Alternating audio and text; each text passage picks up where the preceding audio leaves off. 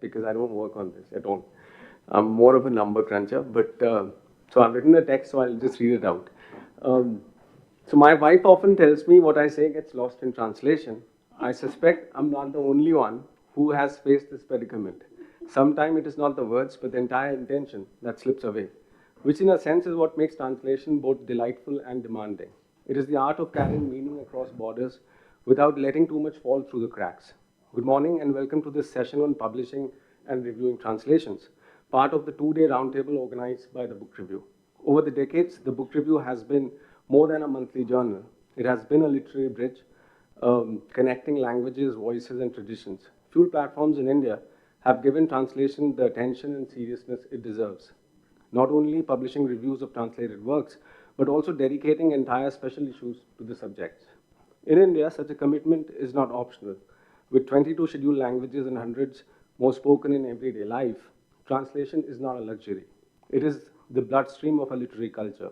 Without it, our classic would remain confined to a narrow linguistic silos, our contemporary voices unheard beyond their regions, and our readers deprived of the vast diversity that is Indian literature. This morning, we turn our attention not just to translation itself, but to two critical dimensions that shape its life beyond the original text: publishing and reviewing. Publishing is what ensures that a translated work reaches readers, while reviewing is what ensures that it is read with sensitivity and seriousness. A translation's journey does not end with the translator, it is carried forward by editors, publishers, critics, and of course by readers who engage with it across languages. Yet both publishing and reviewing translations bring their own challenges. For publishers, there are questions of readership and, of course, marketability and visibility in an often Anglophone dominated space. For reviewers, the challenge is subtler. How does one evaluate a work that carries the voices of two authors, the original writer and the translator? Do we judge fluidity, fidelity, cultural resonance, or all of these together? Reviewing a translation, in other words, is less about delivering a verdict and more about entering into a three-way conversation, sometimes a graceful dance, sometimes a tug of war. Today's session is an opportunity to reflect on precisely these questions. How do publishers create space for translations and nurture them into mainstream? How do critics and reviewers do justice to the translator's invisible labor? And how can both work together to ensure that translations are not treated as secondary, but as central to the literary landscape? As the book review has shown time and again, translation is not just about words, it's about worlds. In a country like ours, it may well be the most elegant mischief of literature, keeping our many languages in conversation and keeping us as readers open to voices beyond our own. With that thought and gratitude to the book review for bringing us together, let us begin our deliberations. Thank you.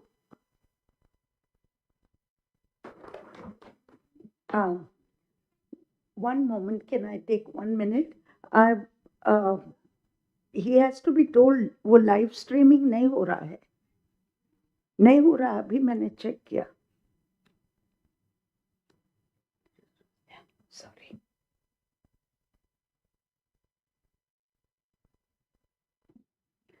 Good morning. I'm very grateful to Chandradi and Rumadi, my book review family, as we call it, TBR family. I congratulate them and I congratulate us, all of us who boast of our association with TBR and take great pride in our association with TBR. So congratulations to all of us on 50th birthday of celebration of birthday of the book review.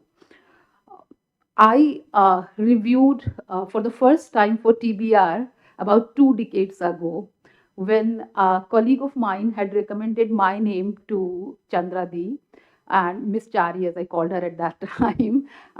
Slowly, gradually, she became a very endearing person in our lives, in my life especially. So after he recommended my name to Chandradi, it came, I wrote a mail to her and she responded. I went back and told him about it. And he said, आप बड़ी खुशकिस्मत हैं कि उन्होंने आपको ये इज्जत Bakshi. So I took it literally, and because she responded to all my emails, I thought I was really lucky and privileged that she was responding to all my emails and she has never missed any. And I thought that I was very close to her on a personal level also, until I came here yesterday and I found कि बहुत से लोग थे सुकरात कारो ईसा दम, बहुत से लोग थे सुकरात कारो ईसा दम, उसी हुजूम में एक बेशुमार हम भी थे. So here such illustrious people, and claiming their association with TBR for almost 4 decades, 5 decades, and I feel I'm nobody, but still I'm glad that I have this opportunity of calling myself a member of TBR family. So thank you, TBR. Thank you, Chandradi, for all the love and affection that you have extended to all the reviewers. I'm sure it's not just me, I feel it, but I'm sure all your reviewers feel the same way. As Laila mentioned yesterday, you make them feel that they are the best writers in the world. So thank you for all. So thank you so much. Yesterday we had two brilliant and engaging sessions, which trace the transformation in publishing in India since independence and the role review plays in this changing scenario. The discussions yesterday ranged from highlighting the factors responsible for changes in publishing, such as opening of economy, emergence of interdisciplinarity, emergence of private universities, entry of international publishers in Indian publishing market, to self-publishing and the role of technology, especially AI, and the way it is changing our society. The second session raised some pertinent questions concerning the craft of review writing, the general perception that is being extended to reviewers in Indian academia, and so on. So, carrying forward the discussions of yesterday, today's session is going to be about publishing and reviewing translations. I'm grateful to Adnan for setting the tone of today's session in just on the just the right pitch.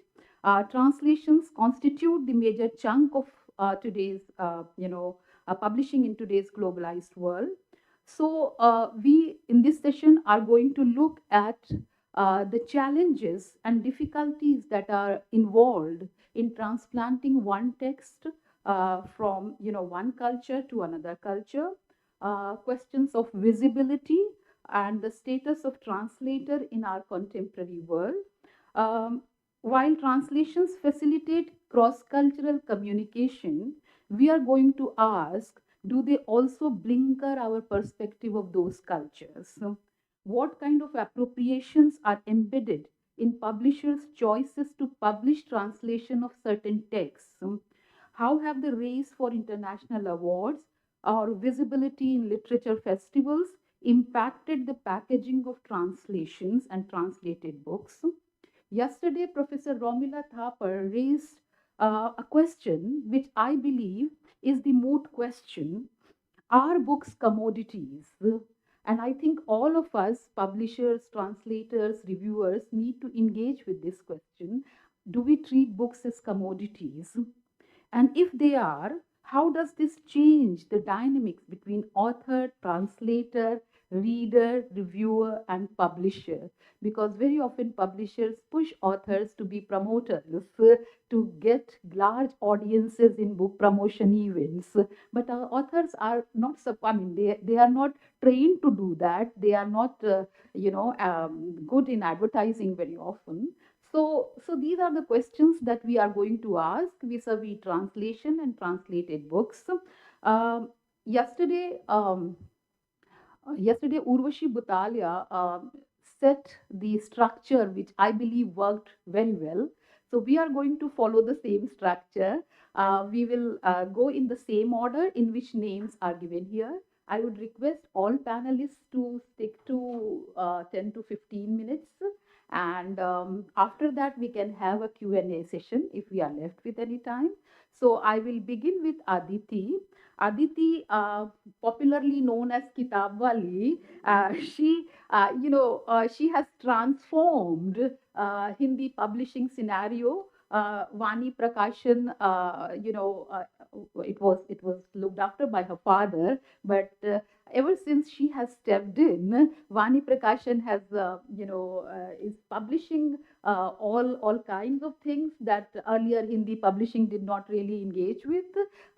So, Vani, with your experience, and you also teach publishing in some universities, so you have some teaching experience as well. So, with your experience in teaching and also publishing, can you talk about the challenges that you have encountered in deciding what to publish, and how do these choices, how are these choices influenced by the market and the demands of the market, and how do they influence market and the demands that are there? Thank you, Aditi. Good morning, namaste. Um, Translations emerged as a market about the talk around translation as a market. I think I should phrase it like this: emerged about a decade ago. Before that, it was an activity that was done purely on relationships, anything that is a bestseller, anything that is controversial. But to make a conscious decision about developing it as a commercial vertical in your portfolio as a publishing house, the talk started about a decade ago. Now, what changed a decade ago?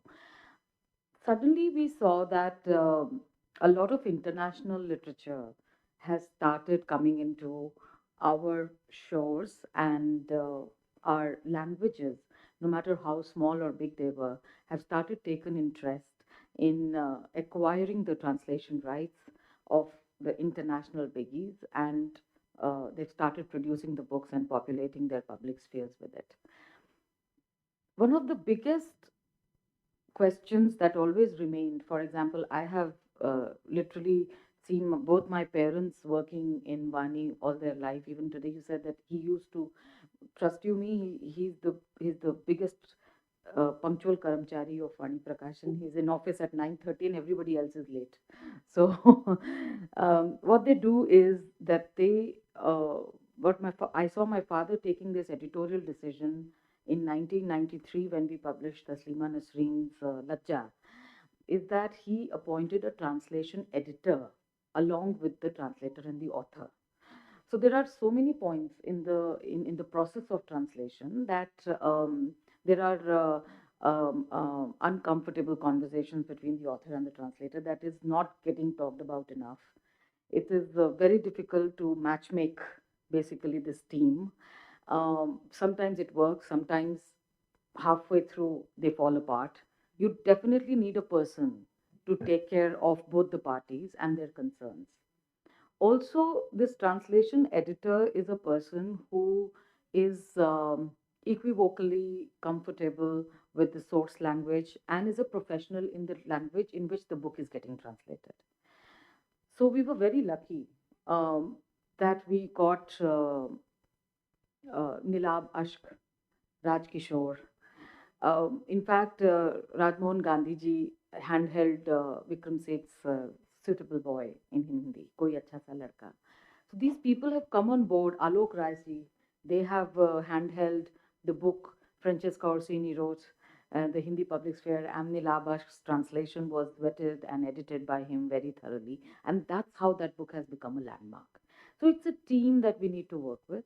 It's an additional expense, but then we have seen over a period of time that these books remain on shelf, and these books remain so relevant decade after decades that this investment, this expense actually is an investment. So that's one thing.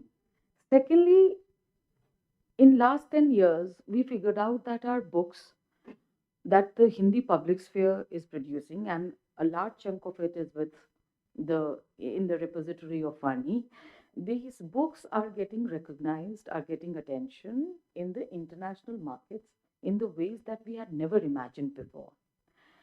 For example, I just got a few samples. There's a book that we did, Pachrang Chola Pehen Sakhiri, which is written by Madhav Hara, who is a professor in Jodhpur University. He postulated that Mirabai was actually not a saint poet alone.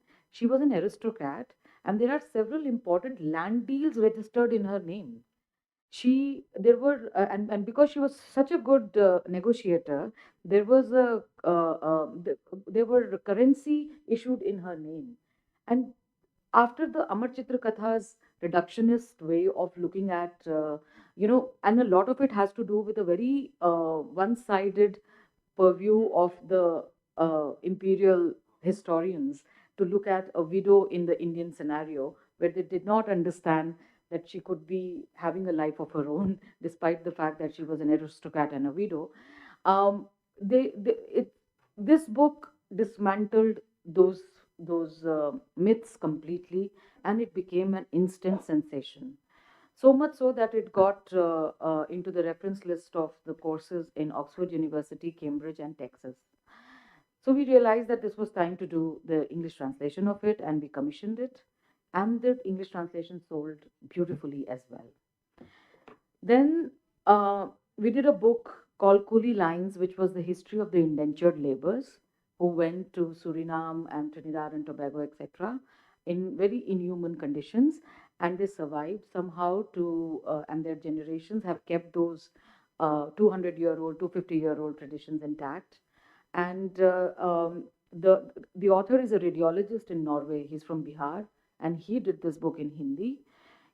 We sold 3 editions in 6 months, and each edition was about 1,500, 2,000 copies. And we launched the third edition of the book. Actually, it sold so quickly that we had no time to organize the book launch. And then it got translated. And good morning, sir.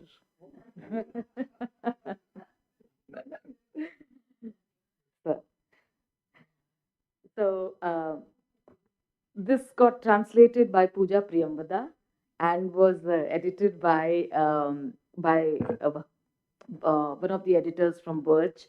And the English translation again did so well that many of the universities in these areas have prescribed to the book, and it's a part of the reading list again.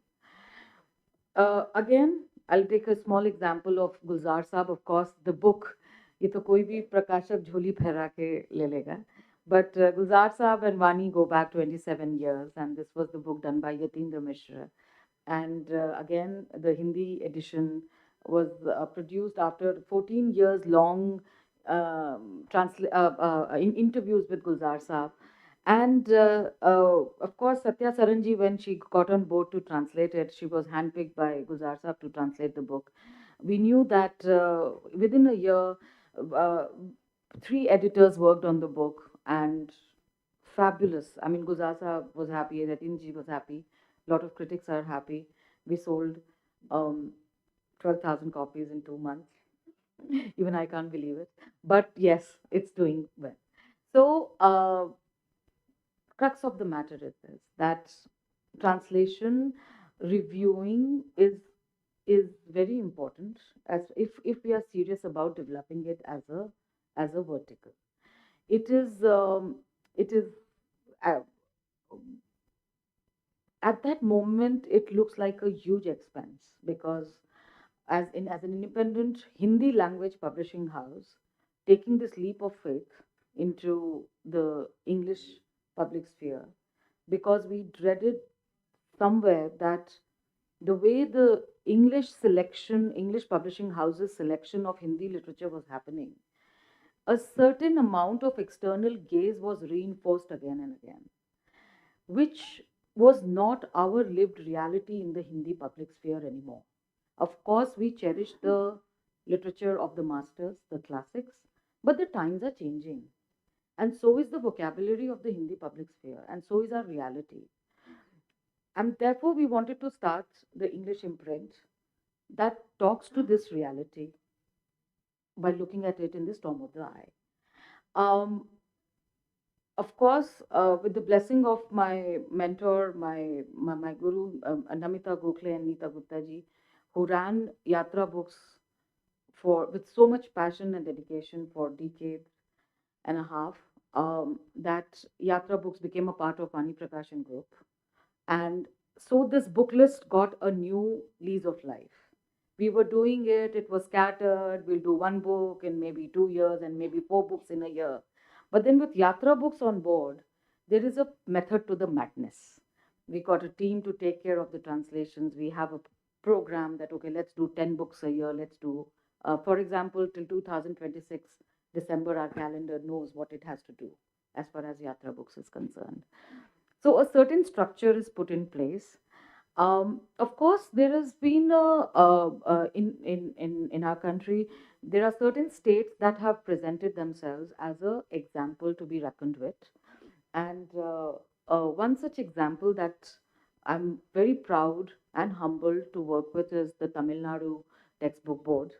Miniji is with us and she's going to speak more about it.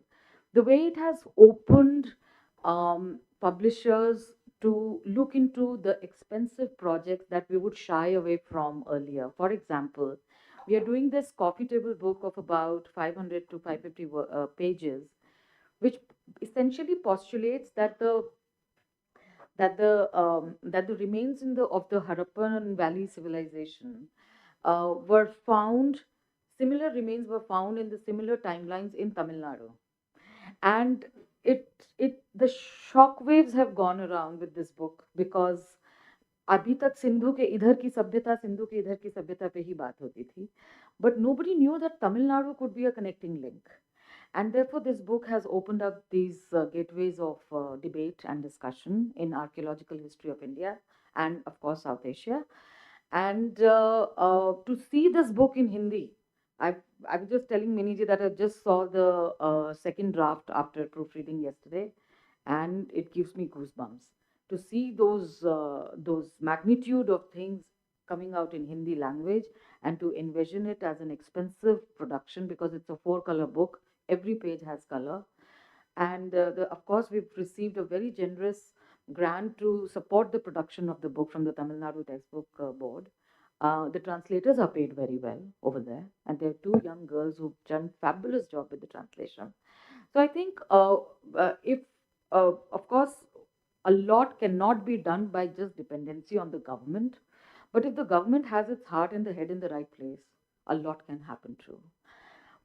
Uh, I think most Indian publishers would agree that we want to sound very strategic, but essentially we are very jugadu because there's never enough funds to do good stuff.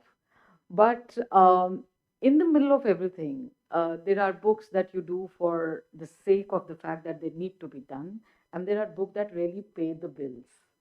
So मुझे लगता है कि मेरे पिताजी तो 65 के हो गए ये बैलेंस बनाते बनाते उनको अभी भी कोई फॉर्मूला नहीं आया लेकिन we try to do it every day. There are 10,000 things waiting in your office.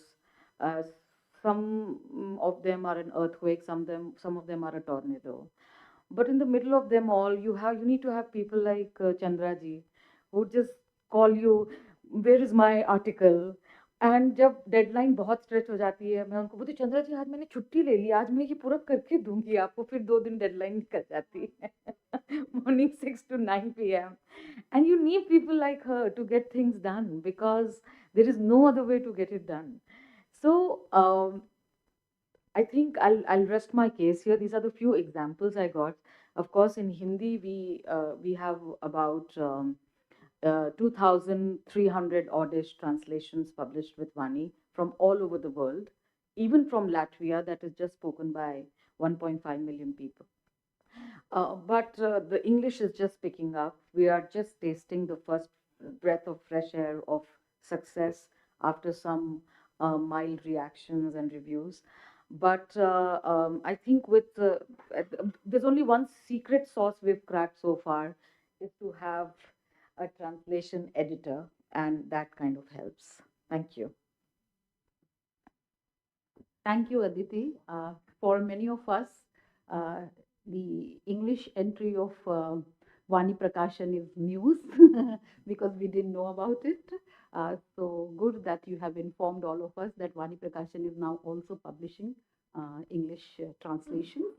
And you made some very important points that we need to probably get back to. One is the relationship between author and translator, because I know some cases where they were best of friends and then they became worst of enemies. So so yeah, so that's very interesting, and also the idea that we can have an editorial team to look into translation, because obviously translation works best if it is a collaborative exercise between publisher, author, translator, and probably an editor. So that's also very interesting suggestion. Now, because you mentioned Tamil, I'm breaking the serial, and I'm moving on to Mini Krishnan. Mini Krishnan is currently, she is associated with this Tamil Nadu Textbook and Educational Services Corporation. She collaborates with publishers for Tamil translations. But more than that, we have known Minnie for a very long time. First, when she was with Macmillan, and then she was with OUP. She writes regularly for all the leading magazines and newspapers. So Minnie needs no introduction. Over to you, Minnie, for your thoughts on publishing and reviewing translation, because publishing also requires reviewing. Yeah. Thank you. Thank you, Nishat. Good morning, everyone, and happy birthday, 50th birthday to the TBR, which has supported writers and translators for such a long time. My association goes back to 1996, when I first published translations through Macmillan, muddling through all kinds of ignorance. Vasanta Suri was one of my first translators, and that was a great book. What I want to record here, I wish I brought a copy of the book, of the issue which the TBR did in October 1996. They reviewed all the 11 translations, the launch list from both South and North Indian languages. And I think it was a bit of a shock to the system, because there was this unknown editor from South India, because the publishing is so centered in Delhi. And it was the TBR that gave the Southern, and I mean the Macmillan list, its first big lift. Yesterday, Rita Menon said something which surprised me, saying that reviews make no difference. But perhaps because print was king for a very long time, till the internet and social media, reviews made a huge difference to the first 20 years of translations. You said translations just taken seriously over the last 10 years. I would disagree. It goes back a little further. Discussion around it. Discussions too, because the crossword was set up in 1999, and that was also sort of a milestone. But anyway, yeah, don't want to quibble. Also, that it was not taken commercial. I mean, literature becoming a commodity, writers becoming commodity. They've always been commodities. Charles Dickens was paid by the penny or something per word. Victor Hugo hired ghostwriters, and there was a lot of money in writing.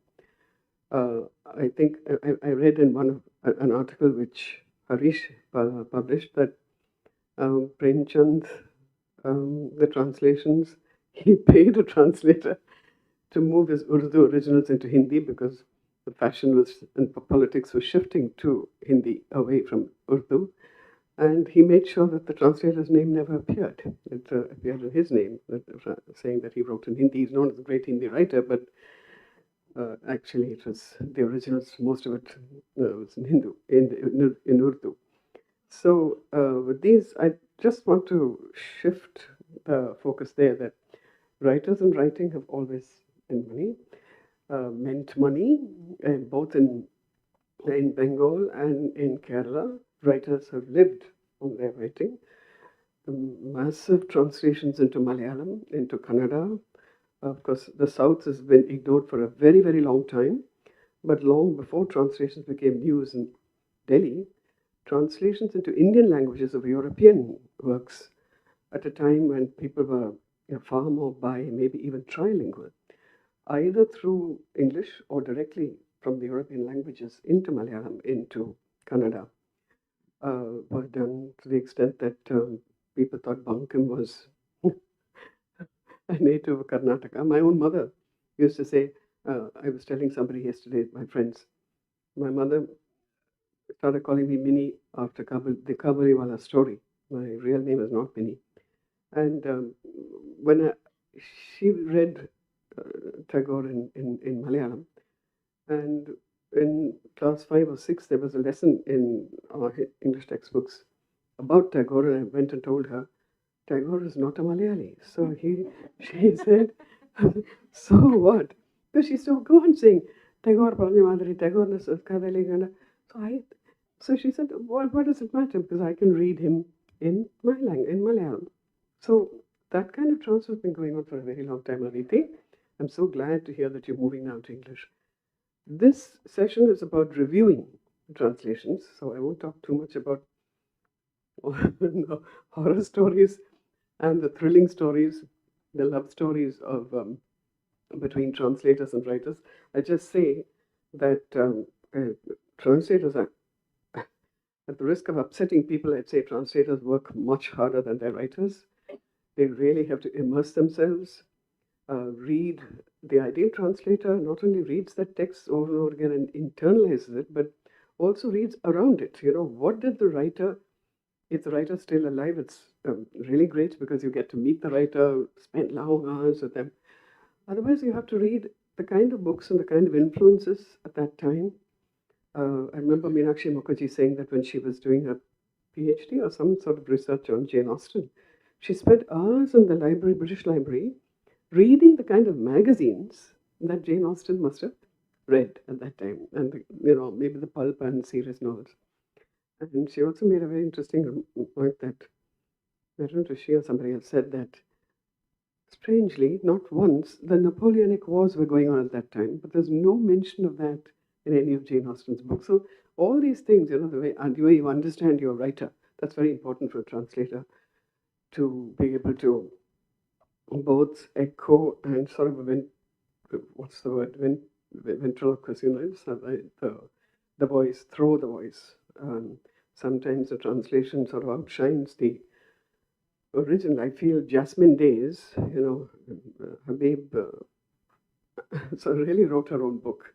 It's a beautiful book. Not that Benny's book is not good, but sometimes that happens. The translation goes far beyond. The other point you made that we have to get over government's big support, but it's always been institutional support for important works. The Bible, for instance, was in English was supported by the king, by royalty. Committees working in Oxford, in London, in Cambridge, big groups. An editor for translation shouldn't be a discovery. Shouldn't be. You have to have editors. No one person can possibly know all the languages. You work with resource persons. But coming to reviewing, I'm just quickly mapping this thing. Coming to reviewing, the problem with reviews of translations is, first of all, we kind of, I would say, this morning we were talking about the aborted attempt to bring out a sort of a copy of the Times Literary Supplement in the 80s, and how that failed and how something else took its place in India. We are kind of addicted to a Western pattern, a Western norms of reviewing. We both consciously and subconsciously follow that. But here we have two problems. We're talking about reviews in English, translations into English.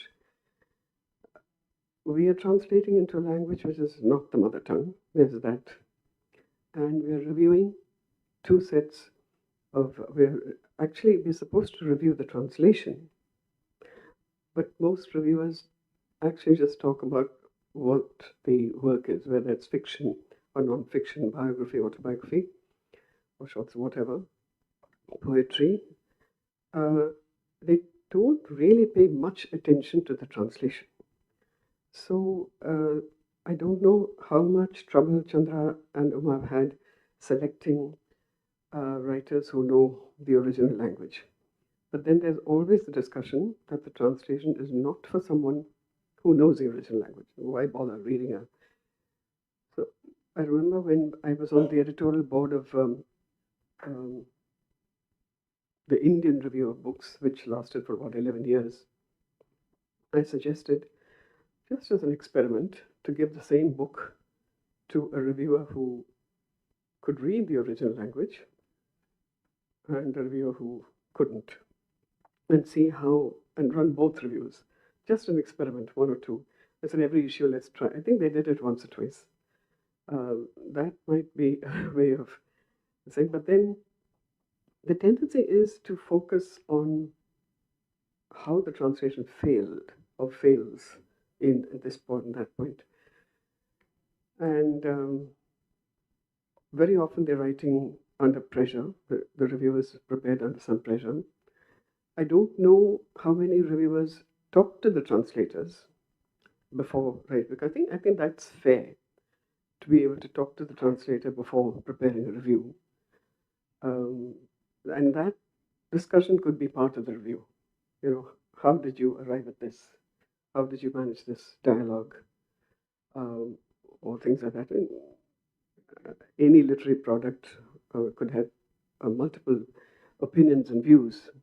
So I think it would be, when a translator has spent 9 months, sometimes 2 years, depending on the length of the work and the density of the work, there is a certain justice in giving it a little more time than 20 days and, 2 hours of rushed work or packed work.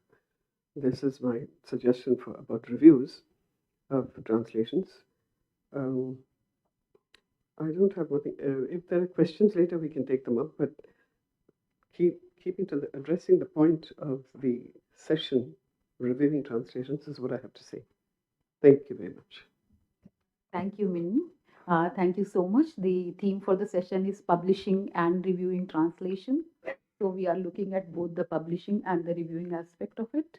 So because you mentioned some very important points, who are the people who are qualified to review translations? Are only translators qualified to review translations? Are only people who know the original as well as the language into which the text is translated, are only bilingual, those people qualified to review translations? So with these questions, I go to Professor Harish Trivedi. He needs no introduction. Maybe I can call him teacher of teachers, because many people who are teachers here, he has taught them. And yes, you know about his writings. Most of you here, I suppose, are familiar with his writings.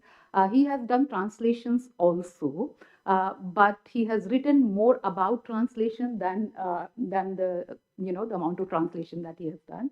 He has theorized translation, written about translation, and reviewed translation. So I have read his very strong reviews of some translated works, and he talks about cultural translation. So maybe the questions that Minnie raised, you can address them while also talking about your journey. Over to you, sir. Thank you, Nishant. Yeah, I do write strong reviews, and sometimes, so strong that I lose a friend with each review. But lately, I've improved. I'm trying to lose 2 friends with each review, especially when I review translations of living writers. Chandra once, after having read a review of mine, in the book review, wrote to me saying, "वाह क्या बात है, बहुत आपने मखमली जूता मारा है." But that's not the only thing I do. Sometimes I write very nice reviews. But we're all in some kind of an unspoken competition as to when it was that we first began writing for the book review. And we're naming older and older dates without realizing that in the process we're revealing how old and doddery and gaga we are the older we get. Let me mention my date.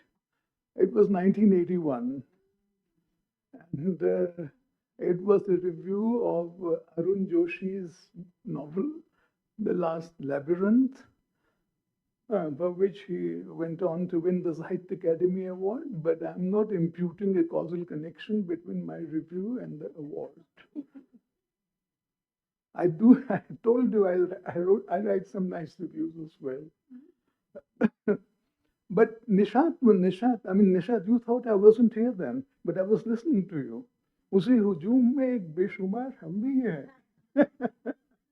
So there is a great, large family of people associated with the book review, and I'm delighted and proud to say that I've been one of them for a long time. In fact, the book review sent me out to interview once a visiting English novelist, Sir Angus Wilson. And then after many years later, it sent me out to interview another visiting English novelist, Sir Salman Rushdie. And after that, I don't think any knighted novelists have come out from England. So I'm out of employment in that line. I also guest edited at Chandra Singh a special issue on Hindi writing, contemporary Hindi writing for the book review. And I worked so hard at it that it spilled into two issues, a double issue of that. I also had the joy and privilege of reviewing for the book review two great works of translation, translations of two great works of Indian English writing. Midnight's Children, translated into Hindi by Priyadarshan, which I reviewed, Adi Raat Ki Santane, and an even better translation that I reviewed of A Suitable Boy, Koi Achha Sa Ladka. And I don't know, but for the book review, I may not have got to read those translations with as much care and to think about them and write about them in the way that became available to me through being asked to do that. We've all been also talking about the book review family. In my case, I think it has two meanings. I write for the book review. My wife Poonam also writes for the book review. And my youngest son also wrote for the book review once when he was still in MA class. And the collection of essays that he reviewed this was in the JNU, had an essay by no less than Rumila Thapar. So the book review can establish a democracy between the reviewer and the reviewed of a most stunning kind. So much for autobiography. May I have your water, please? Yeah. I wish to make 3 points, and I'll mention them all together so that why have I been brought here? Did you guess from there? Because there's apprehension that once I get started, I may not stop.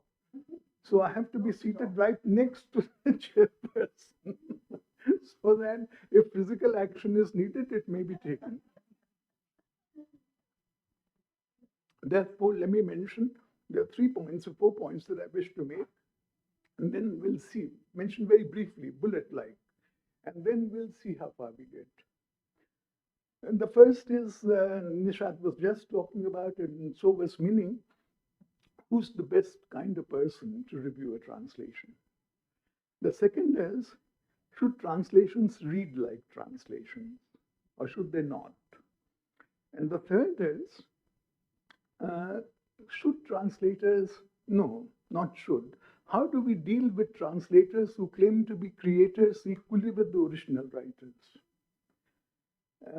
And the fourth is there an alternative to this established method of reviewing translations? Can we be more helpful, more productive by adopting some method not of reviewing translations, but of improving translations before they're published? When we review translations, it's like a postmortem, it's too late. So that's again something that I've been thinking about who's the best person to translate. There's the two categories, the bilingual and the monolingual. For a long time, I was in favor of the monolingual reviewer because he represents the reader. The reader is, by definition, monolingual. If the reader were bilingual, why would he need the translation? Why should one need to translate a book? So I was all for the reader, and I still am on the whole. But I must realize that there is much to be said on both sides. The translation effect is available wholly only to the monolingual reader. And this is where the reviewer of the translation should also stand in order to appreciate how well the translation has been done, how effective it is, what it communicates, and what it does not. On the other hand, without being a bilingual reviewer, you cannot find out what the translator has done to the original. Has he left out a chapter or two? Not only phrases here and there, but a chapter or two? Has he altered the plot in the case of a novel? Has he, what now people very fashionably call, effected social justice through translation? Promoted an ideological cause which the original did not, or at least not to that extent? How would you find that out without the reviewer being a bilingual? I translated a book in 1982. You know, 1981 I began writing for the book review. 1982 I translated this book. It came out in 1982. It took me 2 years to translate. It was 650 pages in Hindi.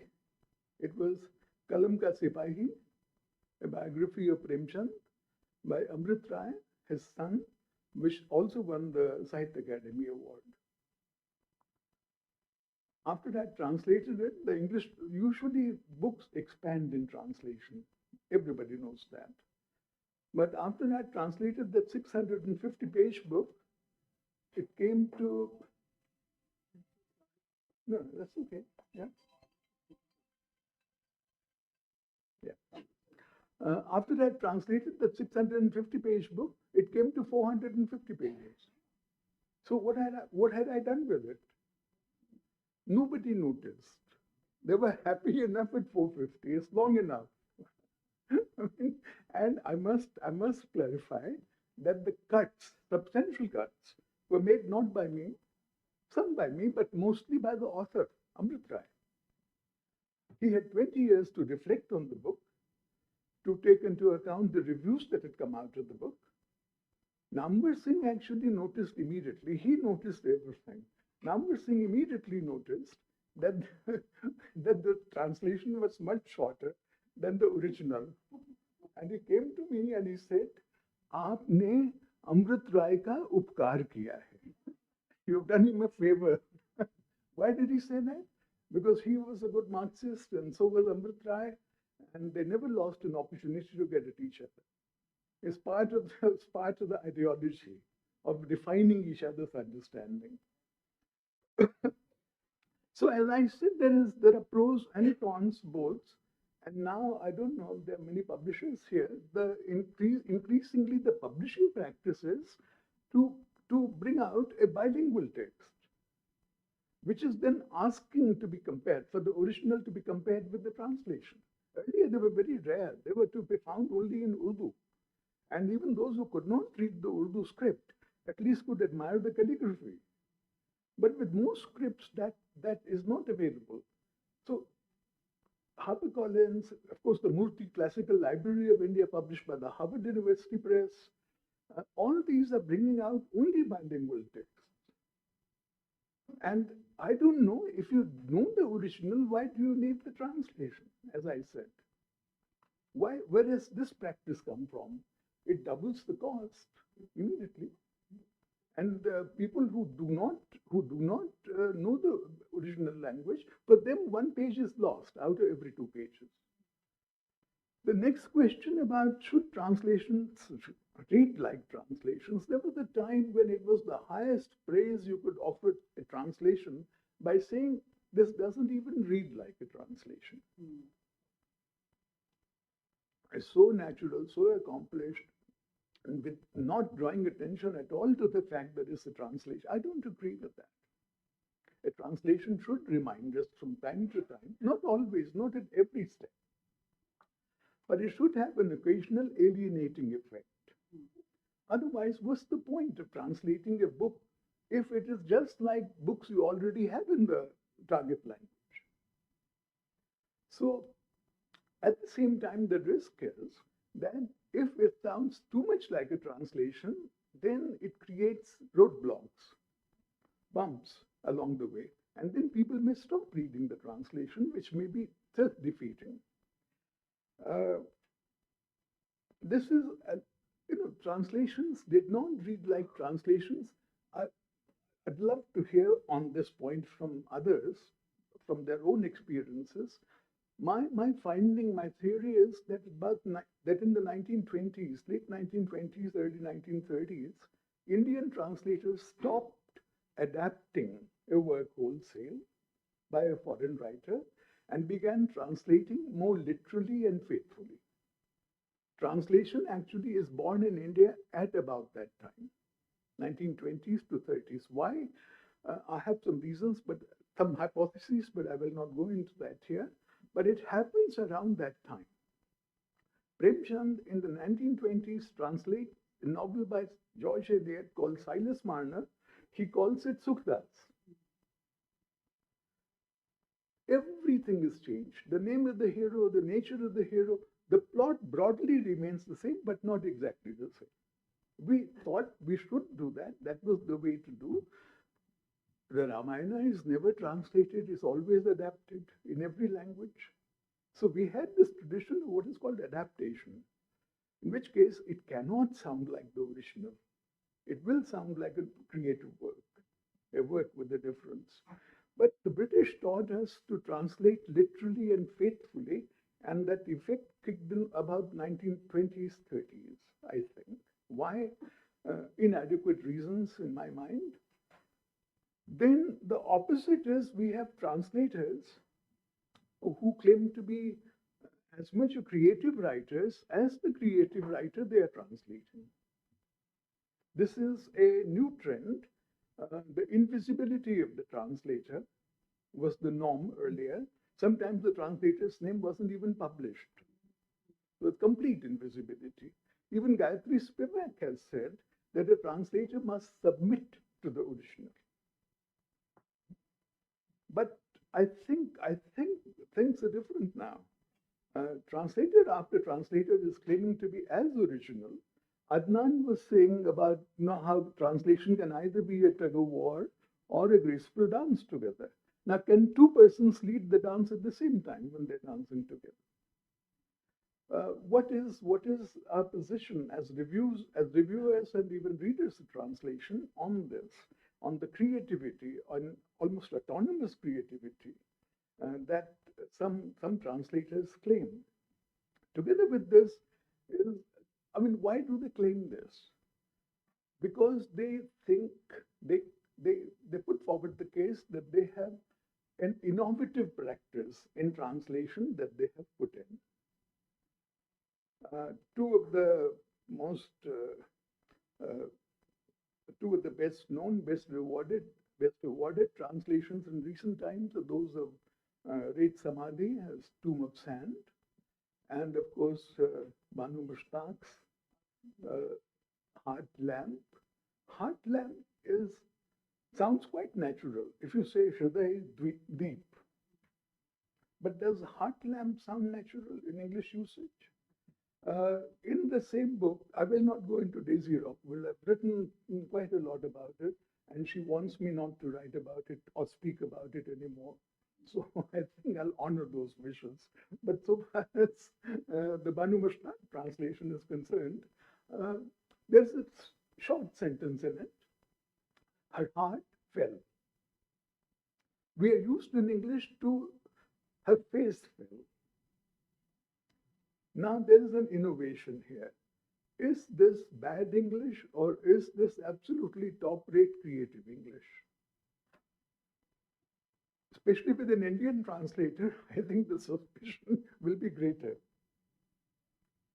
Are we being absolutely literal to the point of being counterproductive? Or are we actually innovating? The last thing that I wish to say is lately I've been reading Virginia Woolf again. Mrs. Dalloway is 100 years old. I did my PhD on Virginia Woolf ages ago. I've already alerted Chandra that a review is coming her way of a book on Mrs. Dalloway, celebrating 100 years of Mrs. Dalloway. So what began in 1981 is still carrying on. I'm still writing reviews for her and hope to for some more years. Writing reviews, I feel that one has arrived on the scene too late. So many of us can see that most of the translations are not up to scratch. How do we improve that situation? Writing a review of a translation is like conducting a postmortem. I want to meet the translation in the ICU to try and be able to help, to try and bring it back to life, if that's possible. How can that be done? We can evolve a new method. I mean, the New India Foundation, which again I'm associated with, they give awards of 6 lakhs to translators. I suggested to them that they could perhaps give 1 lakh to somebody to read the translation very carefully and comment on it and in consultation with the translator before it is published. Some publishers use a referee's report. They send it to some expert. And one of the biggest publishers of translation in India, they are the NBT, they are the Sahitya Academy. They're hard to match by commercial publishers, by private publishers. They have all the infrastructure and the resources. They ask for a peer review of a translation, and the report comes back satisfactory, may be published. That's all. It's at that stage that a collaborative input is necessary, I think. And everyone, each one of us, even the greatest of translators, can benefit at that stage from the feedback that we get from someone else who's bilingual, who's interested, and who is halfway competent. So I think we should supplement this practice. Let's not intervene when it's a little too late. And this can be easily organized if we have detailed reports. If we can motivate the peer reviewers to write detailed and in collaboration with the translator, not judgmental. Virginia Woolf, she is much in my mind. She wrote a little pamphlet called Reviewing. She wrote about 300 book reviews, mostly for the Times Literary Supplement. Apart from all the novels and other works like A Room of One's Own. And she published this towards and she was very sensitive to other people's reviews of her own work. She suggested that reviewing should be a one-on-one business. As you go to see a consultant for private medical consultation, similarly, you should go to an expert in the field to consult one-on-one. And that will be far more useful than this public display of superior knowledge on the part of most reviewers. So there's something to think about, goes to show that after writing so many reviews, I have a conscience in the matter. I still feel that the idea is to help, not to judge. Thank you.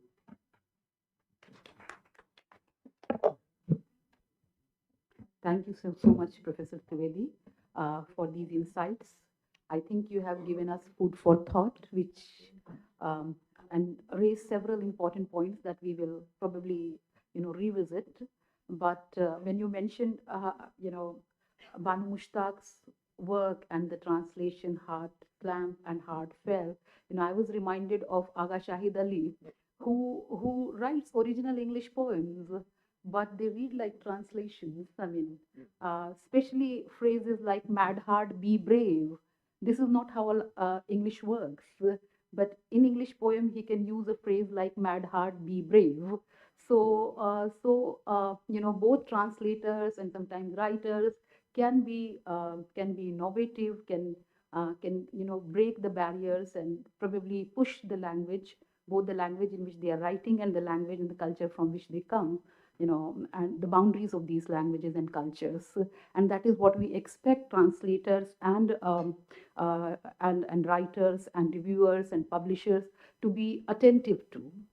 Publishers also sometimes dismiss creative translations as bad translations. So reviewing on part of publishers, peer reviewing, all these things are very important. So we have time. There will be tea, at 11:15. So we have some time to take one more speaker, and I will go to Prasun Chatterjee, who is here with us. Uh, he is the deputy head of Primus Books, but Prasun has been associated with the Oxford University Press and then Pan Macmillan. He has also published articles in several journals, reputed journals. And I will not read the long bio note, but I think this is enough for us to know that he has his PhD on travel and in 17th century India, travel in 17th century India. So over to you, Prasoon, about your thoughts on the questions that other speakers have raised, as well as your own experiences. Thank you, Professor Zaidi, and thank you, TBR, for inviting me here. It's really nice to associate with everyone, authors, reviewers, our readers.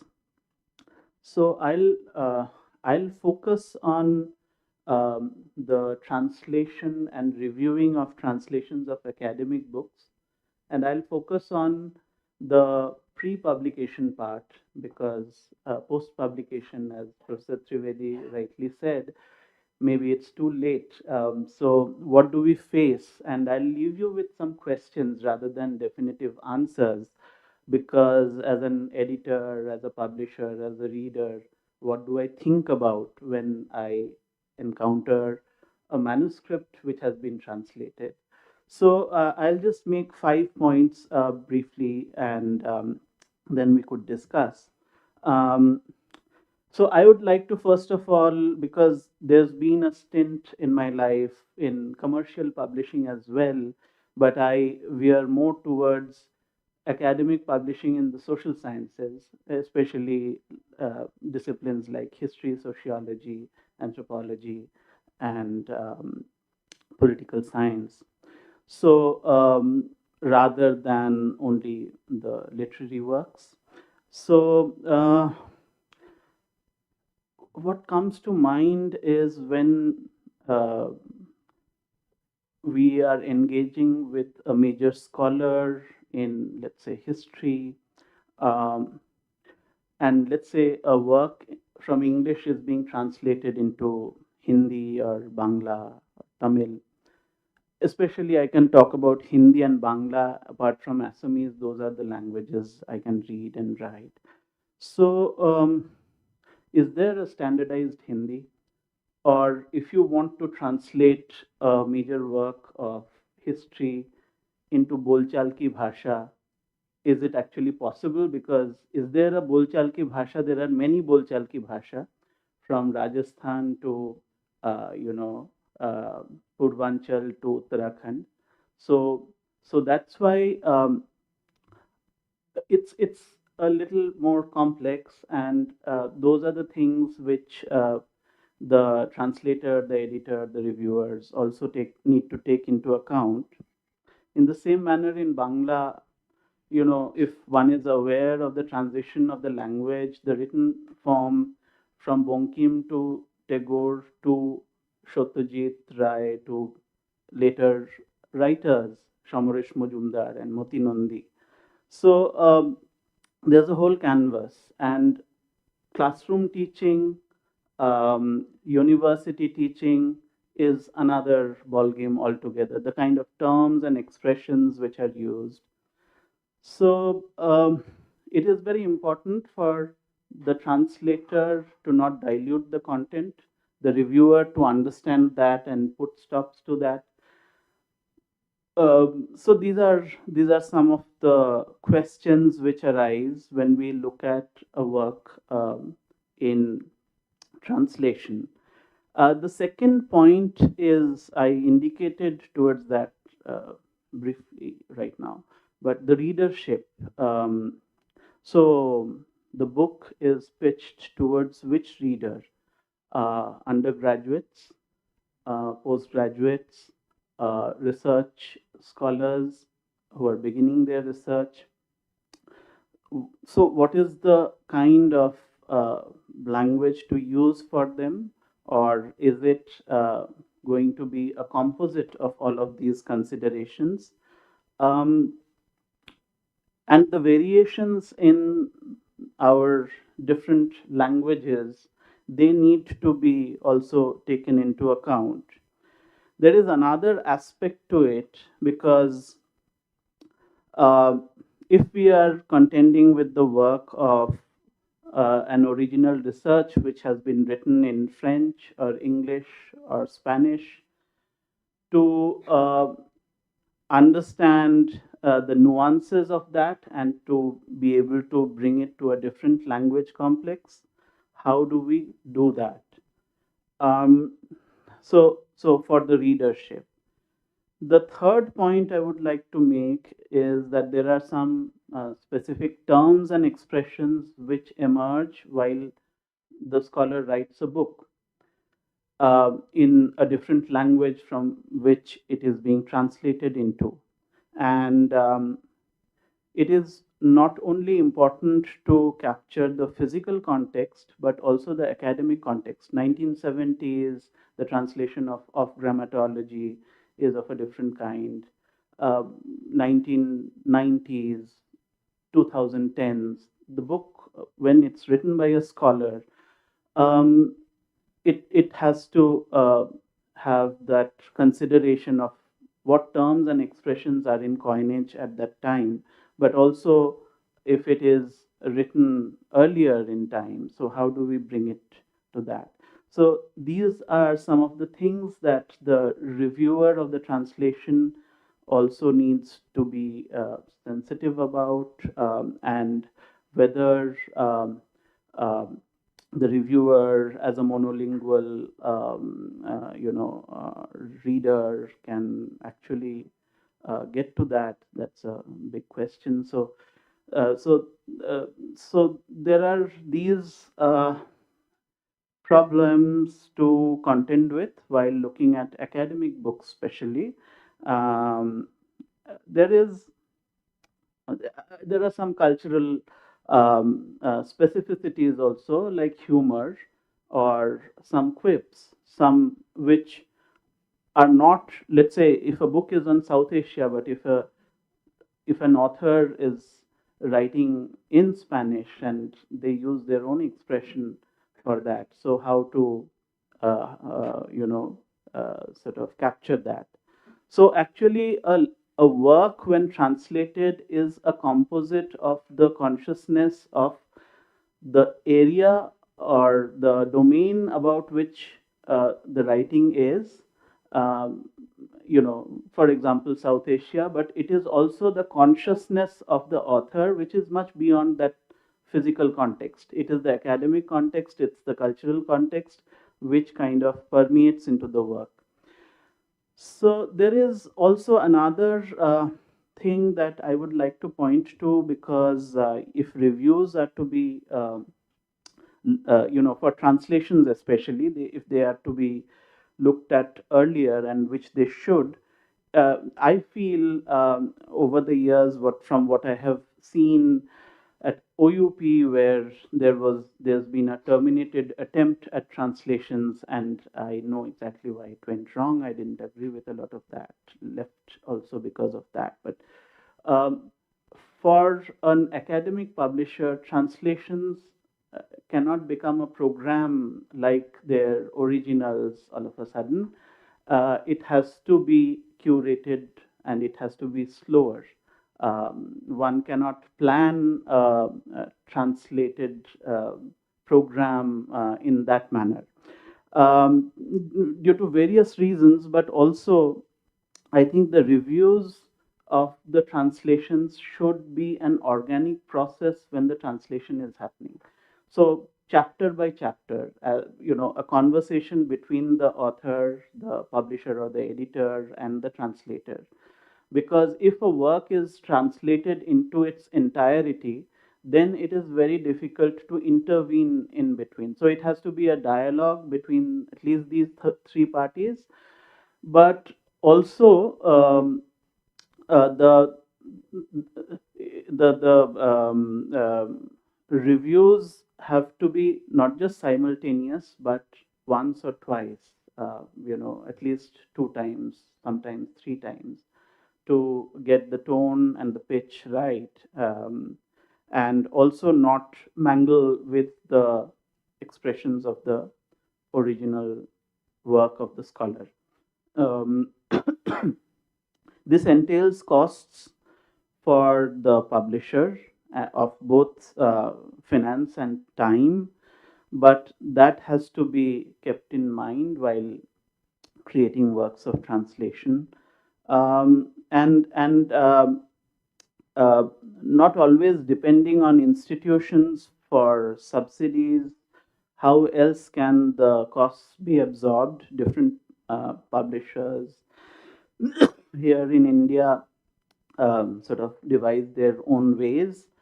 This is also linked to another question, because academic publishing is not like commercial publishing where you will get a huge print run of 3,000 or 5,000. You will get a print run of 200 or 300 copies. So how do you make the translation viable? At present, I can talk for only Primus, where we have just begun translating some, but our authors have supported a lot. But there could be other ways of getting together funds for translation. I don't know, crowdfunding of some kinds. But, so there are many questions of these kinds. And the fifth point that I would like to leave you with is so the publisher or the editor at times feels very pressured if the author of the original work cannot access the language into which it is being translated, because they become the people responsible for what the book will become. So you can imagine, for someone to venture into Tamil or Malayalam without that sort of expertise, and not of literary works, but of, let's say, sociology or anthropology, how would these works be translated? But there is another factor in that is the over enthusiasm of the reviewer, I feel. Sometimes the author has written the book, the translator does a translation, but the reviewer becomes over enthusiastic and starts stretching out everything. So the original voice of the author, or their terms, or what they tried to express, that goes away in between. The author is not there to see that. Does the publisher or the translating a translation editor understand that this is getting changed, because the reviewer is an external agency, and if they don't have that control over what they are suggesting in the social sciences, it will become a real problem.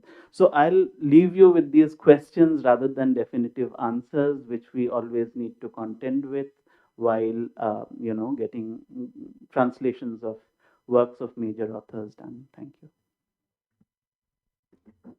Thank you, Prasun. Thank you so much.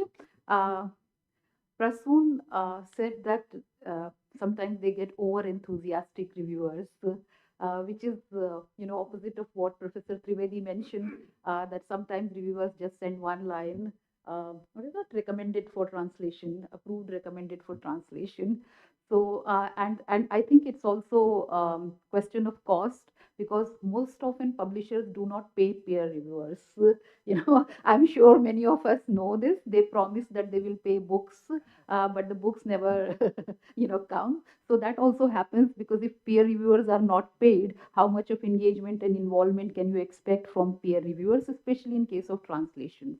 But if you are paying well, then of course editor probably needs to be attentive to the extent to which a reviewer is making intervention, undue intervention sometimes, in the work of translation. So these are questions that publishers, authors, reviewers, translators, they all grapple with on daily basis in their art, in their craft. So I will invite Professor Sukrita Paul Kumar now, because we have time for one more speaker. Uh, we'll take it up at the end. end of the day. End of the day means end of the first session. Yeah. If you have some pressing question, you can ask.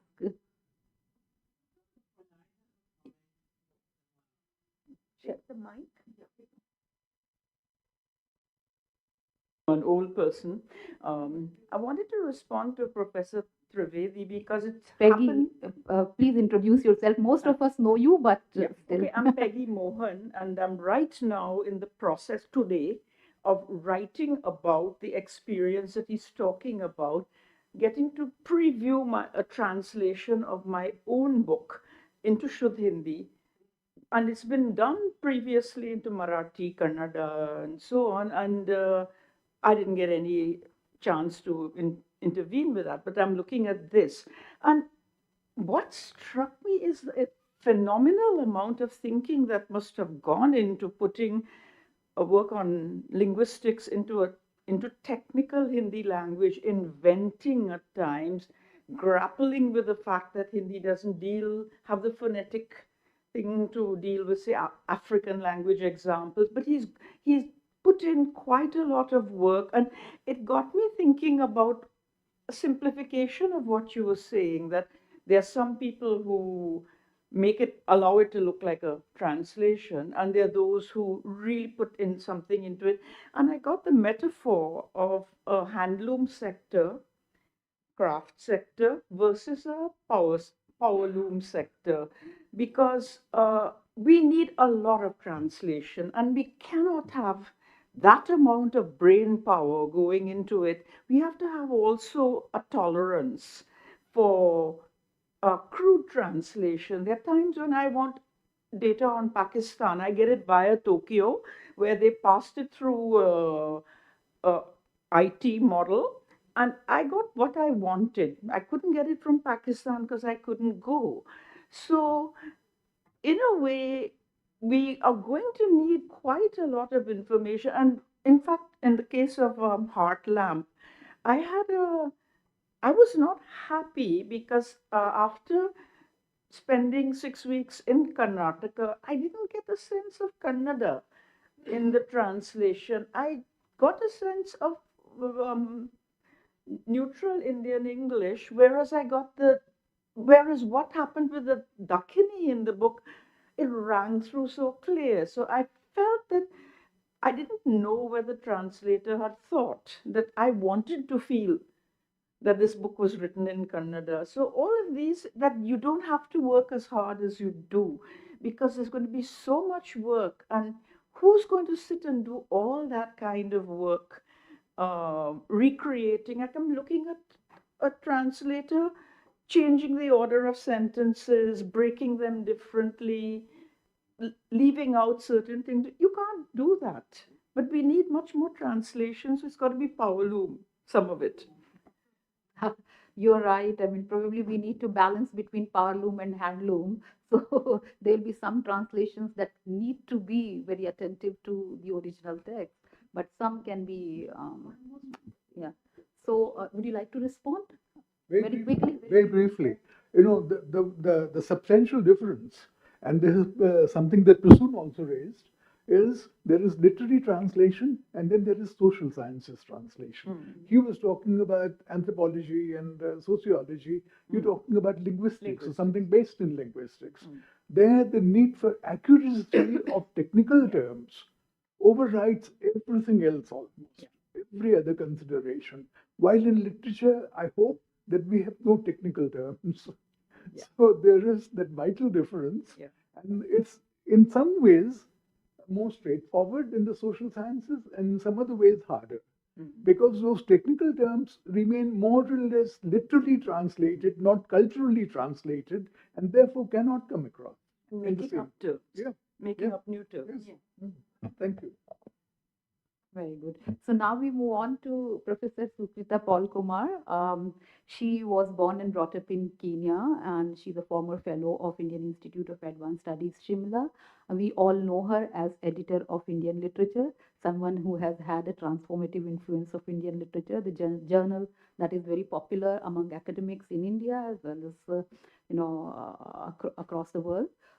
She has been a translator for many decades now. She has translated so many books, I cannot list them here.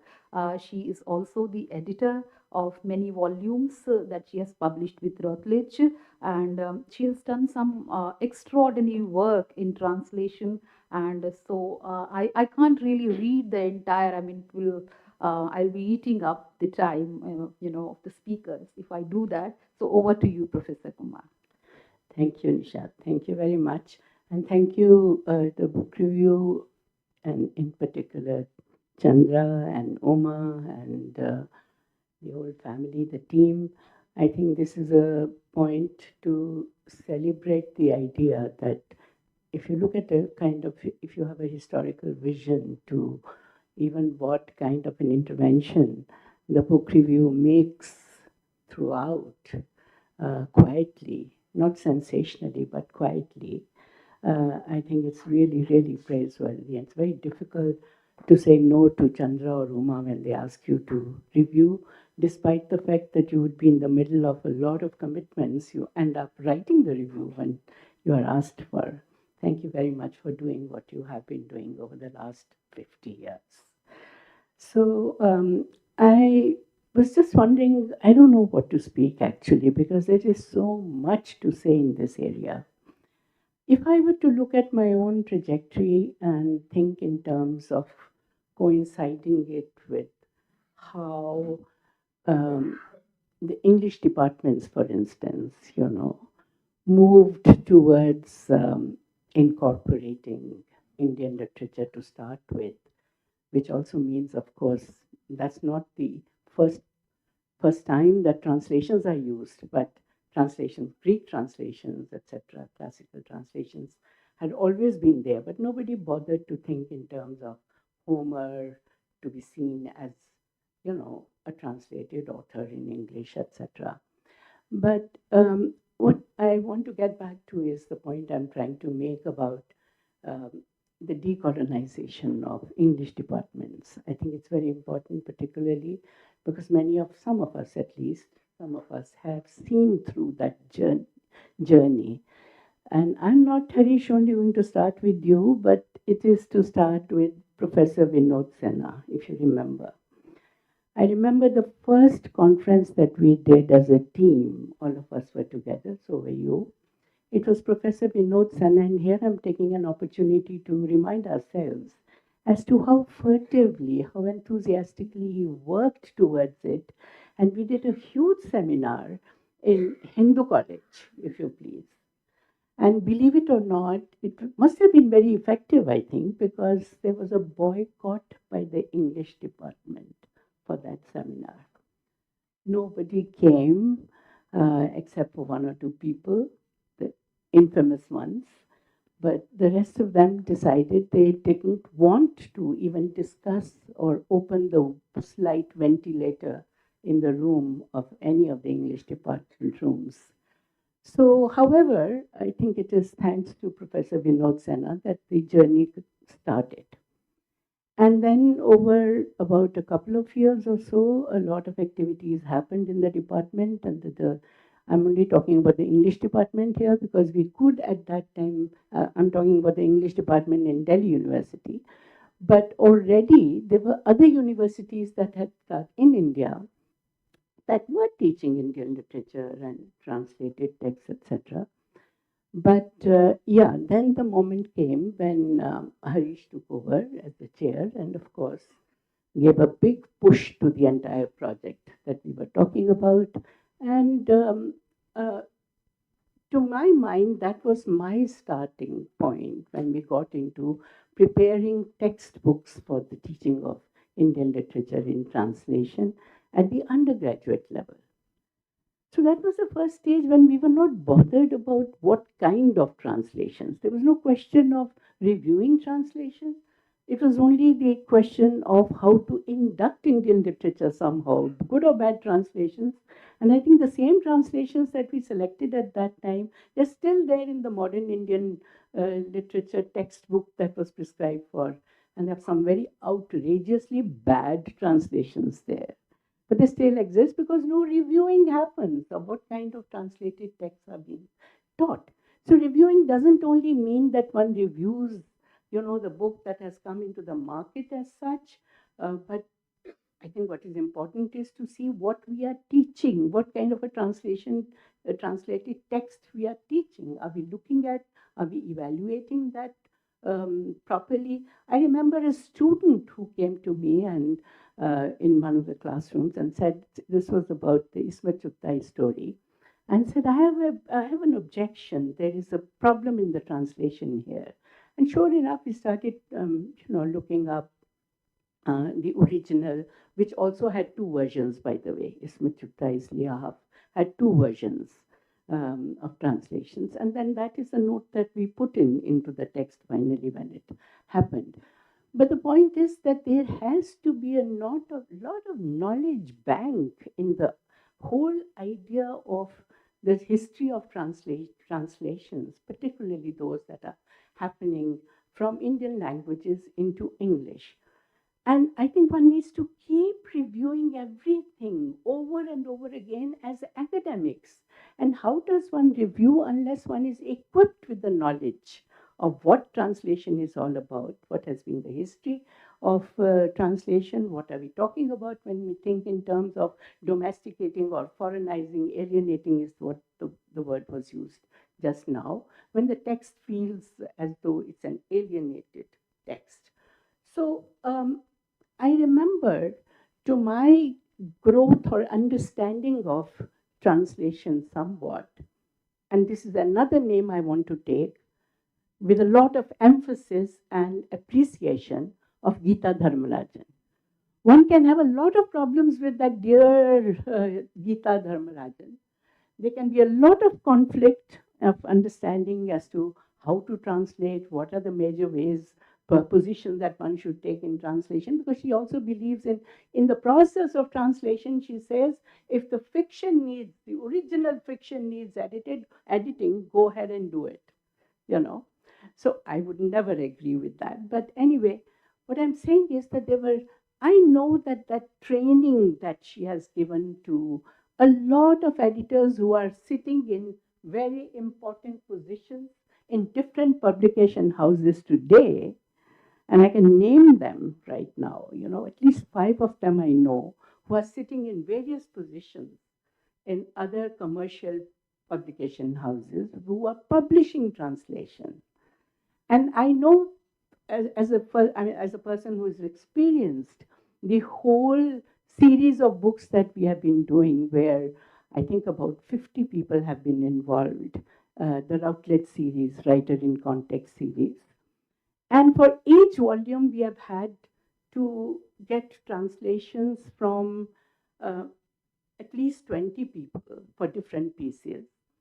And the whole idea was to move on from trying to understand not just a translated text from an Indian literary context, but also get to know the context of how that a particular short story may have come out or a novel may have come out, and what is the context of that author in terms of historically working it out and also sociologically and politically. And so I think the volume that happened on Krishna Sokti, I'm privileged to have done that volume myself with Rekha Sethi. And I know in the process of doing a lot of research had to be done as to why she took up many Hindis, for instance. She writes Krishna Sokti writes Mitro Marjani in one kind of Hindi, and she writes another Zindagi Nama in a different composite kind of eclectic Hindi, which is not Mitro Marjani, is very Punjabi kind of Hindi. And similarly, you move on to another book. So once you get to know that, then only can you even attempt translation. You cannot say that you can once you've translated one volume by Krishna Sopti, you can translate Krishna Sopti, any volume. No. Look at A Ladki. A Ladki is a totally different kind of a Hindi.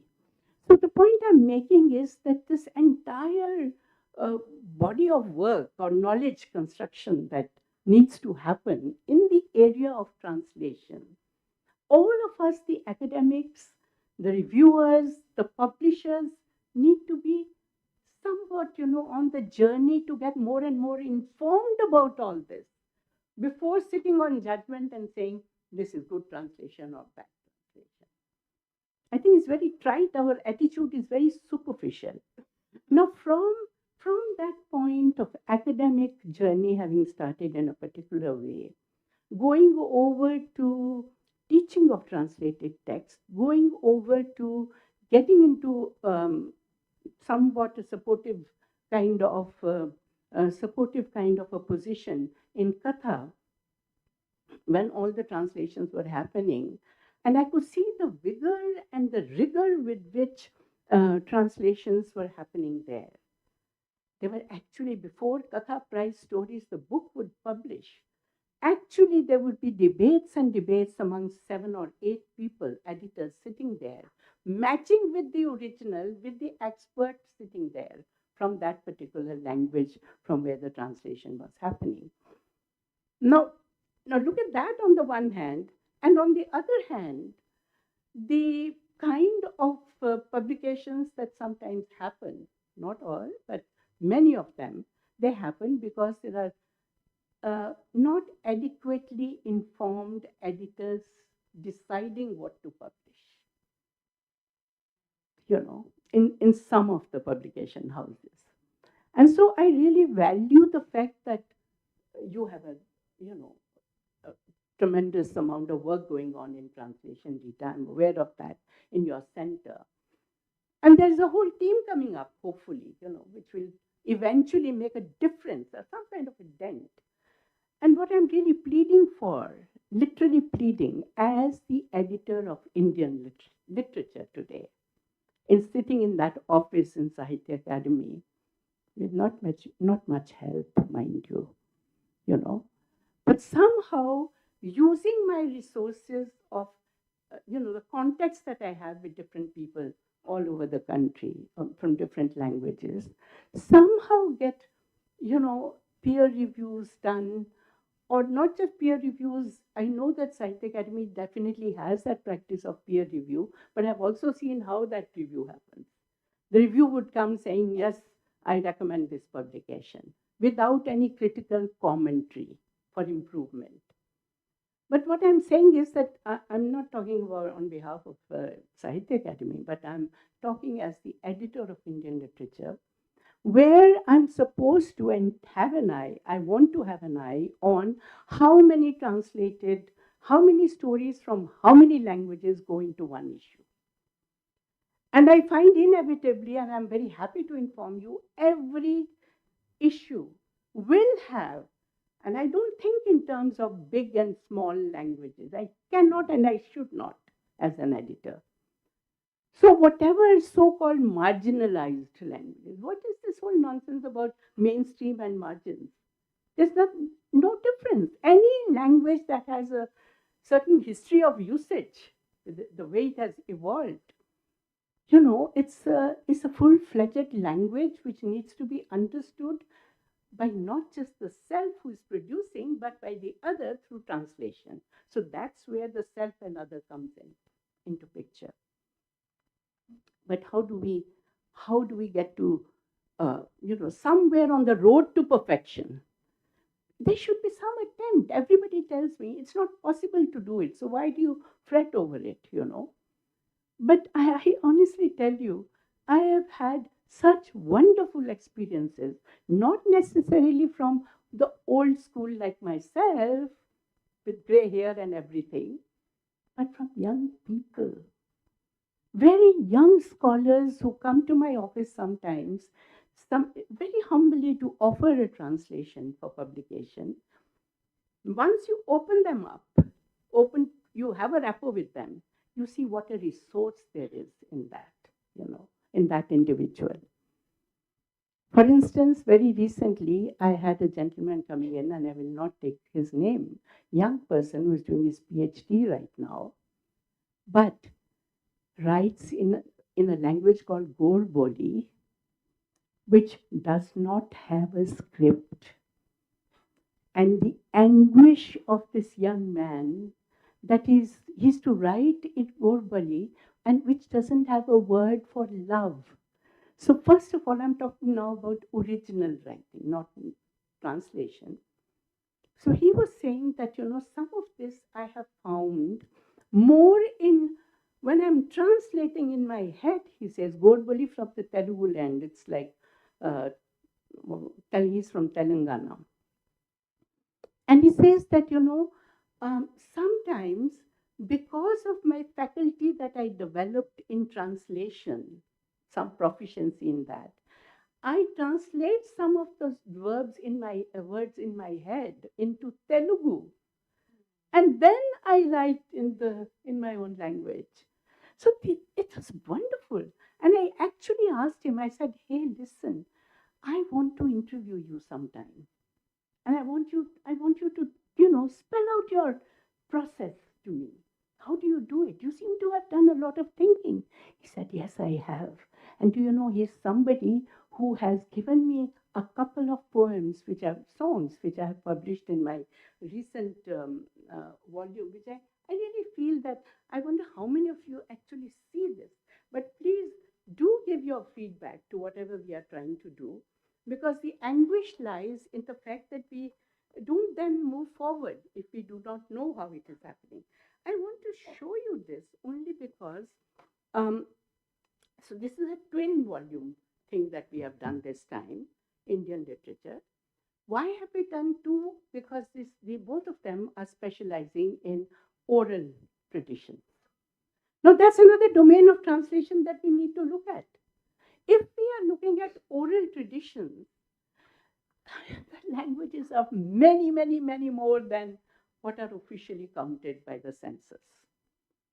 Even more than what G.N. Devi has numbered, in his People's Linguistic Survey of India.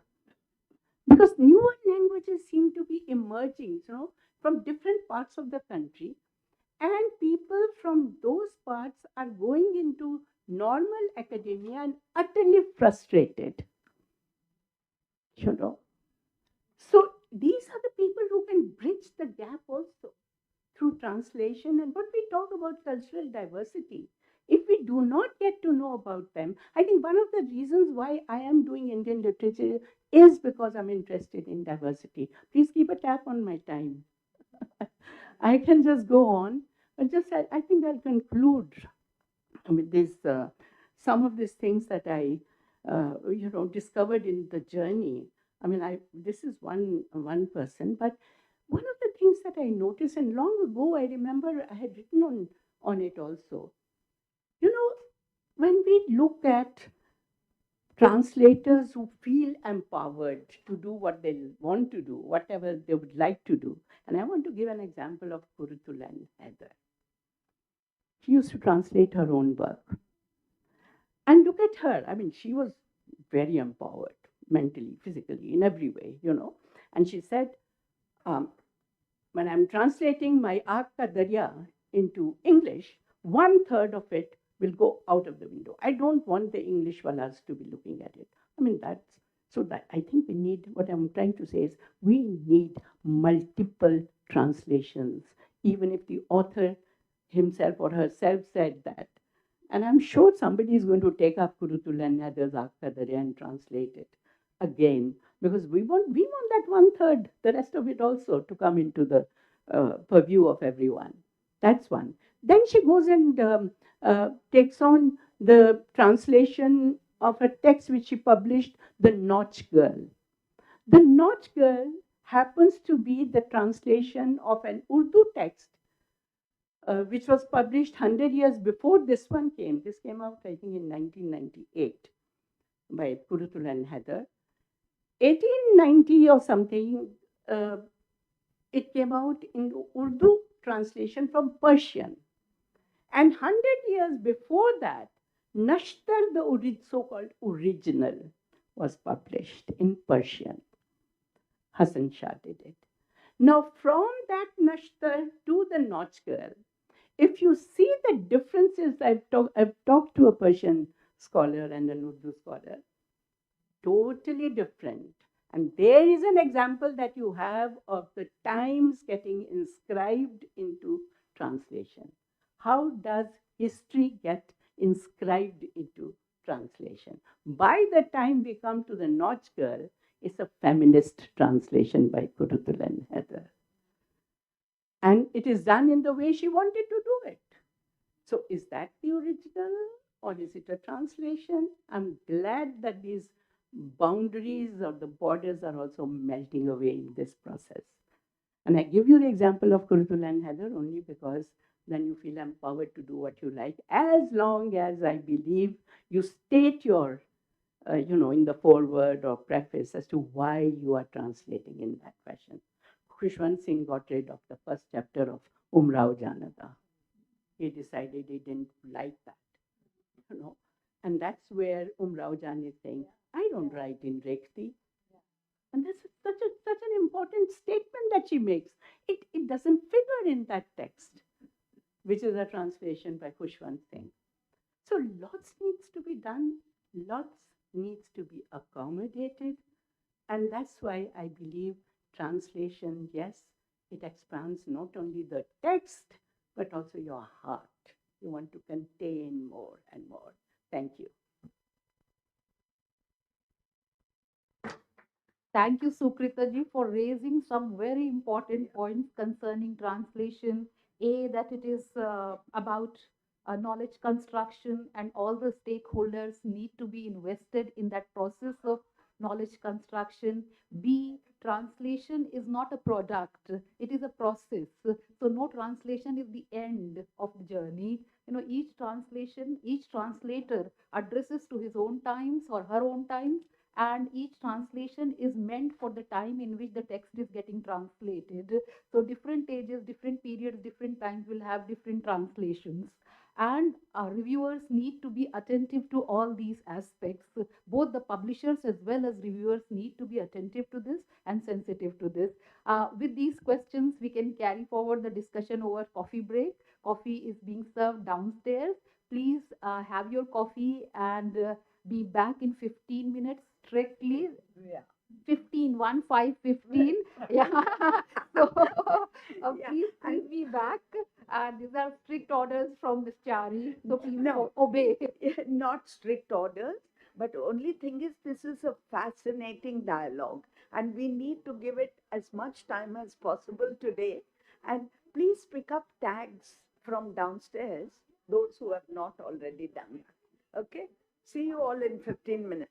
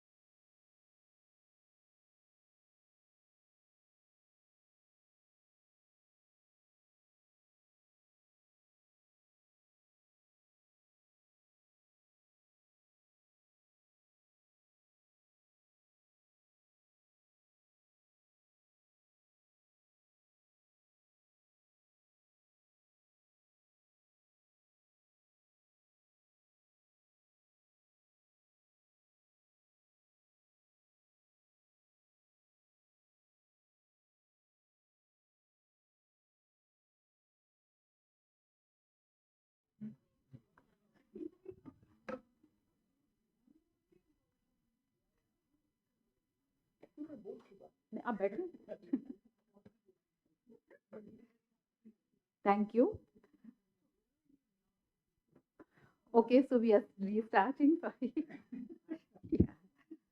Hi. Um, the last speaker before coffee break raised some very important questions about knowledge as translation, about translation as knowledge construction. And I think we can pick up from that strand and request Professor Rita Kothari to develop further on this. Professor Kothari, as we know, is associated with Ashoka University. She has previously taught at St. Xavier's College and Indian Institute of Technology, Gandhinagar. She has extensively translated from Gujarati and Sindhi into English and vice versa. She has also done field work and ethnographic studies, and her books on translation and theory of translation have been very keenly read by scholars and academics across the world. So I request you, Professor Kothari, to throw light on the basis of your experience of working with all these languages and what you have written in your books about the complex relationship between knowledge, experience, language, and translation to engage with these questions. Over to you. Yeah, thank you so much, Nishat. Uh, Before I begin, I want to gesture towards a few people in the room. Uh, I have traveled with them for all these years, and they've been a very important part of my career as a translation uh, practitioner and translation student, and so on. So I also want to actually mention this about the book review, and I would like to I would like Chandra and Uma to know this. At a time when I was reading and reviewing the book review, I was teaching at St. Xavier's College, Ahmedabad, which was sort of quite away from the metropolitan center. There weren't that many things happening. It was really the only decent liberal arts college in a city that didn't care much about the humanities. But it was actually the book review that would come to our department, and at least 5 people out of 7 in the department were constantly reviewing for the book review. It made all of us feel like we were sort of part of some kind of an active circle. So me, Rohini Mokashi Punekar, Suguna Ramanathan, Sarvar Sherichan, and while I went on to publish a lot, Rohini also did. Some others were not publishing at all. They didn't go on to publish that much. But the fact that they were writing for the book review was a very, very important intellectual circuit that they could be part of. And I wanted to give this example from a slightly non-metropolitan center to kind of let Chandra and Uma know how important this whole endeavor has been. And for you to have brought it up to the age of 50, when marriages don't last that long, I think it's big kudos to both of you. Thank you so much. I also want to mention Mini here, Mini Krishnan. I think there were in some of the earlier talks about translation.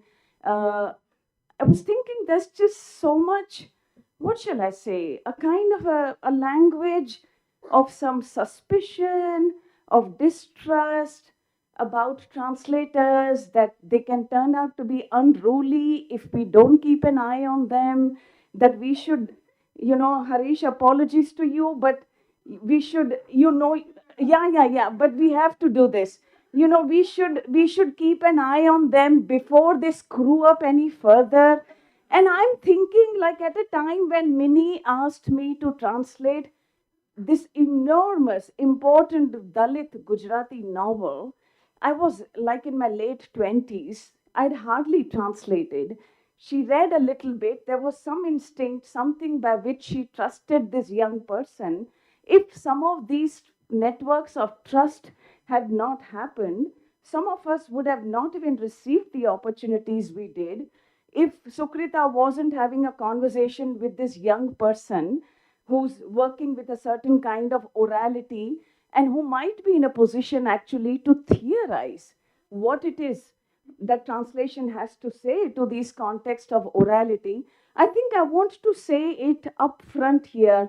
We do not engage with translators. We still do not take them seriously. We may give them awards, they may sometimes get the money, but we do not intellectually engage with translators. We do not ask them that the intimate reading you did of this text, what did you think about it? We are waiting to do some detective work and say, oh, this is where this person failed. But translation is not about detective work alone. It is not to say, what did you leave out? Where did you ruin it? What did you exclude? It should also be about asking translators that, you spend so much time with this text.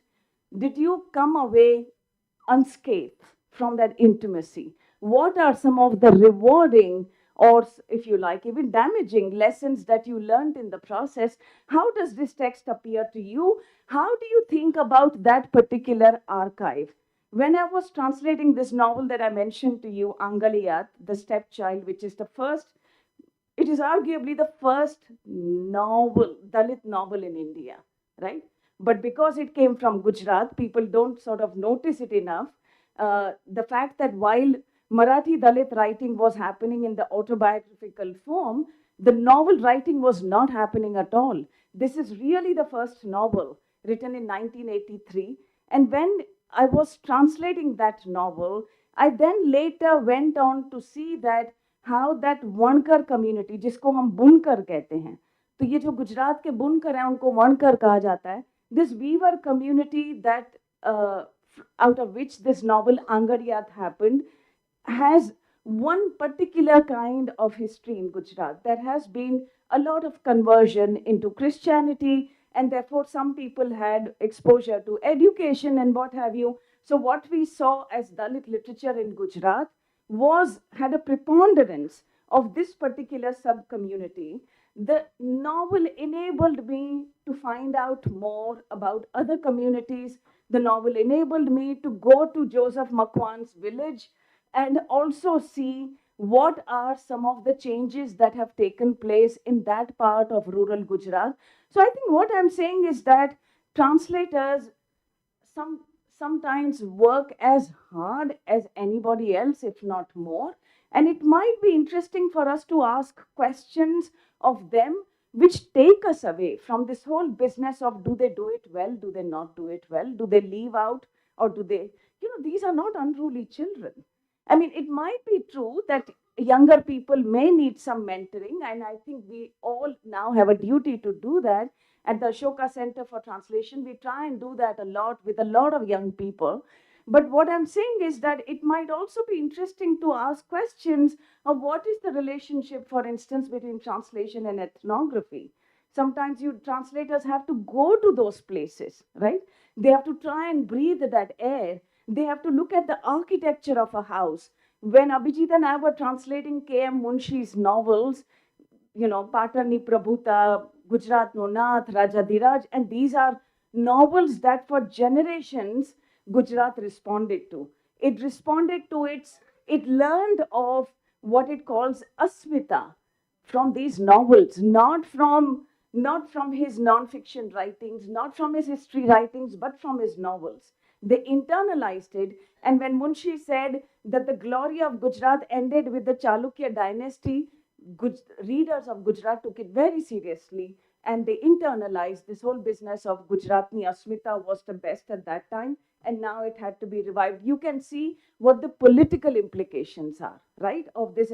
And this is something that happens through stories, not through social sciences. So we felt that all the social scientists who were trying to decode Gujarat after 2002 especially didn't realize which stories did Gujarat grow up on. And it was K.M. Munshi. And so we went on to translate that. But what is interesting is that he bases his stories in a certain period of, the Solanki dynasty around the 11th, 12th century. There are architectural terms, and you realize that Munshi's world is clearly a fantastic one. He's just making up the architecture. That architecture did not quite exist in the way he describes it, We had to talk to someone who works on the pre-modern architecture in Gujarat to be able to understand that. So I think we might do more justice to translators by taking them seriously for the intellectual questions also that open up in the course of translation. For instance, I found it interesting that, and I'm not talking here of Bhanu Mushtaq so much, I'm talking of Deepa Bashti, because it's her that I'm more interested in, right? And I found it interesting that the word re used in the stories for husband or lover, it's largely husband, and you know that this book Heart Lamp does have a problem with intimacy, that the relations between men and women are far from intimate, that they are rife with a fair amount of hierarchy and so on. But she uses for the husband the word re as in R double I. This is how she spells it. And I found it quite interesting that Deepa did not think she needed to translate that. And then it sort of led me to think that actually some of our most intimate relations are actually unnamed. Like my mother would talk about my father as saying, he chavan pya, like ye keh rahe the. So he was always ye or inhone, right? So some of our most intimate relationships are actually unnamed. And I thought it's interesting why Deepa Bhashti made that particular choice.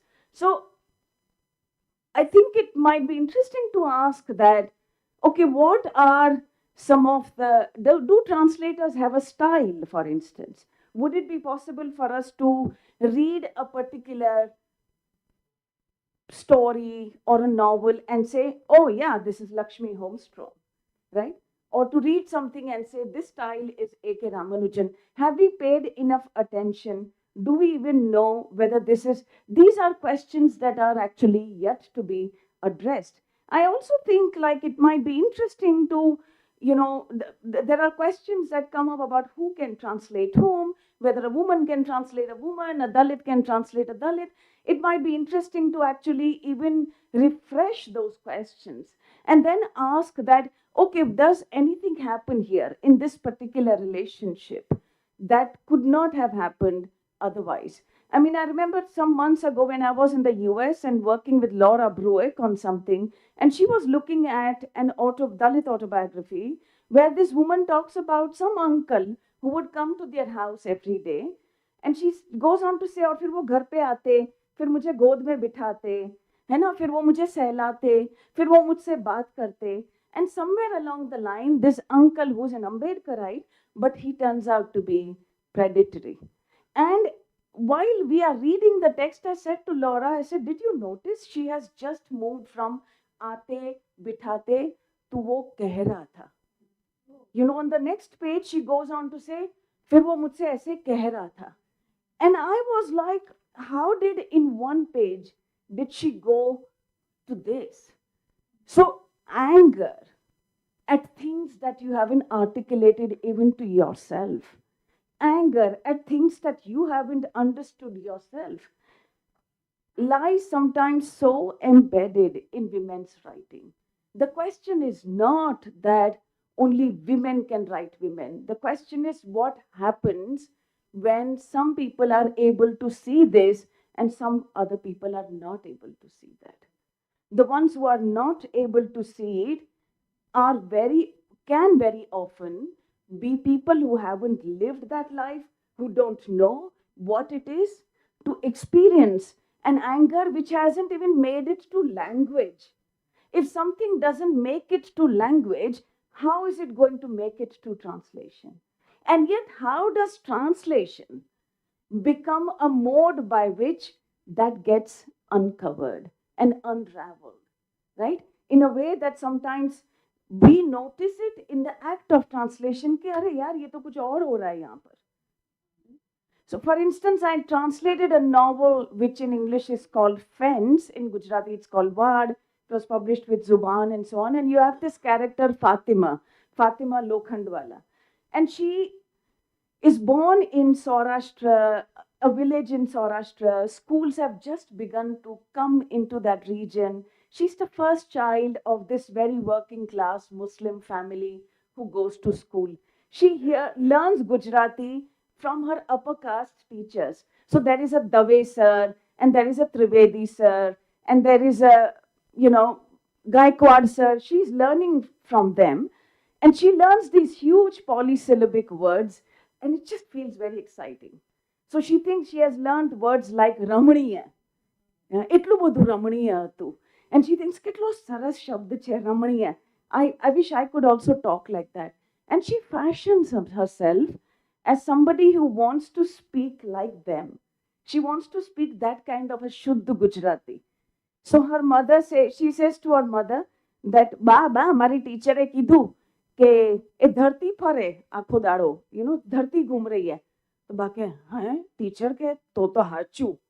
अगर teacher कह रही है तो अब गुजरात स becomes her.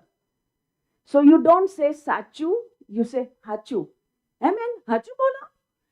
And some of the more like shushtu Gujarati, respectable ones, whatever, will say sachu. So Fatima corrects her mother and says, ba, hachu na ke sachu. And because she's fashioning herself as a respectable person in the light of language, she also wants to do that to the world around her. When I was translating this, and this is where the question of reviewing translation can also come up, I actually added an apposite phrase. So I think translation is not only a matter of bilingualism. Translation is sometimes also a matter of the many languages that lie in one language. Translation is also a matter of the many languages that surround that language, right? And so, for me, this sense that this Fatima's world is being shaped by the way she will speak, by the way she will grow up one day and say to the world, look, I am like you. I speak Gujarati exactly like you. And so, it was important for me that we see this character for what it is. And I had to add an apposite phrase to be able to get this sachu and hachu. Now, if a translation reviewer says, oh, but Kothari has added this line and has been unfaithful, I mean, I really wouldn't know what to say. You know what I mean? I think it is not, I'm not saying that reviews shouldn't happen, but I think they need to happen sensitively, contextually, and they need to happen in a way that as and when it is required for that to happen. If you have established enough trust, then you don't need to kind of do that detective work. You can go to the next set of questions. When Trideep Surud is translating 5 volumes of Saraswati Chandra, it's a historian's work he's doing. Like, you simply look at the footnotes of every small reference that he's providing in that. It is not just a translator's work.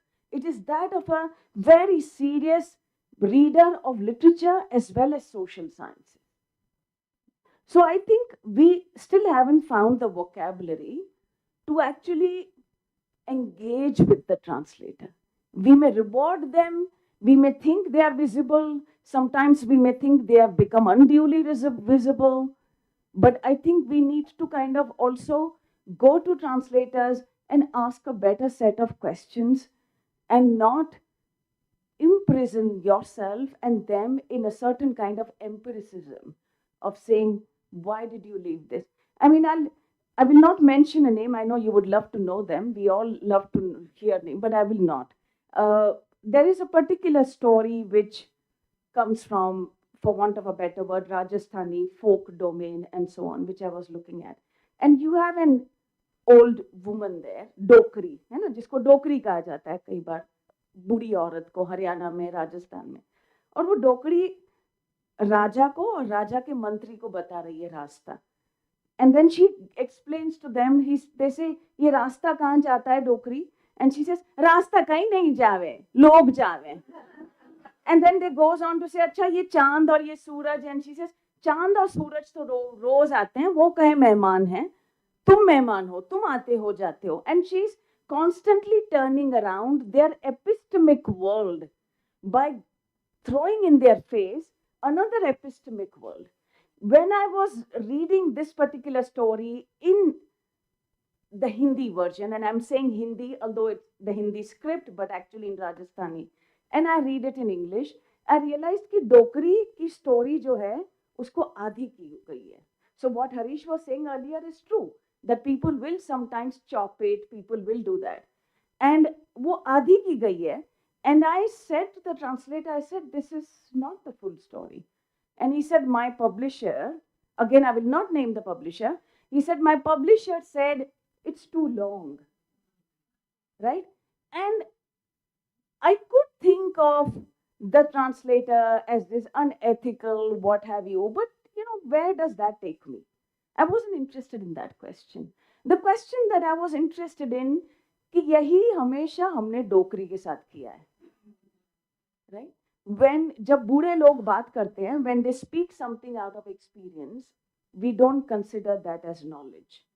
We call it wisdom, right? Or we say old women's tales.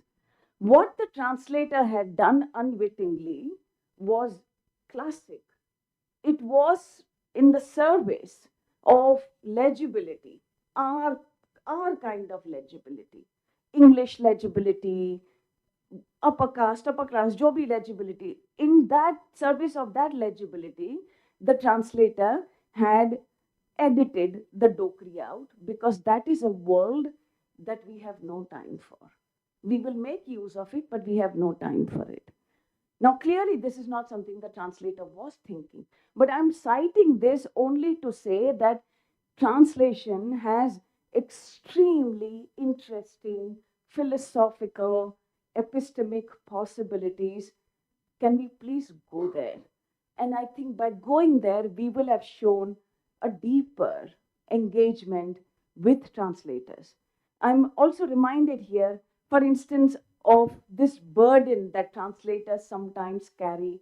And there has been some work on, gender and translation, but we haven't actually produced something that entirely interesting.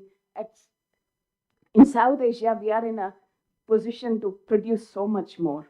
And I think there's a Kannada poem which is about, a Kannada poem which is about a woman saying that, yes, we will continue to follow your script, God, and we will continue to carry this burden. And yes, God, we will not name this. And yes, God, we will not name the ownership of this, because we are translators, aren't we?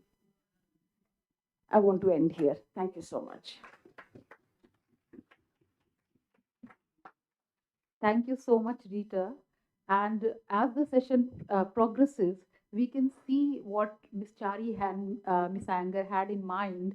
When we saw the schedule 4 hours, we thought it's so long, but now we know that we want each speaker to go on and on. And Rita, really, we wanted to give you more time, but the way it is, we will come back to you perhaps, if we are left with any time. And you raised some very important questions, which were also raised by Professor Sukrita and Professor Trivedi, questions about adequately informed editors and publishers. Very often, good translations do not, go to market because editors and reviewers, they do not see translation as knowledge construction, as all these people have been pointing out. They do not see translation as extraction of knowledge from language, as Rita has been arguing. And I can say from my own experience of translating Intazaru Sensa, language is so deceptively simple, and you feel that this is very monotonous, and then suddenly you realize everything has changed, right? At what point the story shifted, you do not see that. There are no dramatic turns, but just in the process of language, things change. So, with this, may I now invite Ira Pandeji, who everyone is familiar with. She started her career as university lecturer and taught for about 16 years in Punjab University, Chandigarh. Then after that, she worked with Indian Express, and she has also served as assistant editor of Seminar magazine that most of us know about. She then became the chief editor of Rowley Books. Again, a very long bio note. Everyone here is so accomplished that, I can just say that she is a very famous translator and writer. And And those of us, from my generation or maybe, before that, also know her as daughter of famous writer Shivani, who I remember my mother, reading Shivani's stories and being completely moved by Shivani's stories. So over to you, ma'am.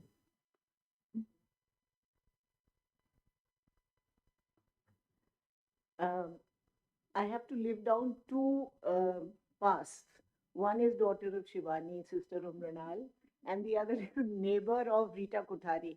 But I'm terrified that I have to speak after Rita because she is incredible. I mean, we talk to each other virtually every day. We're in and out of each other. We live in the same building. And I learn so much from her and see things afresh because her eye is truly different.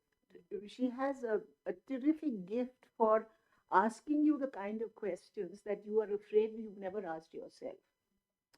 So let me start with how what drew me to translation. As you can see, I had a very different trajectory before I became a full-time translator.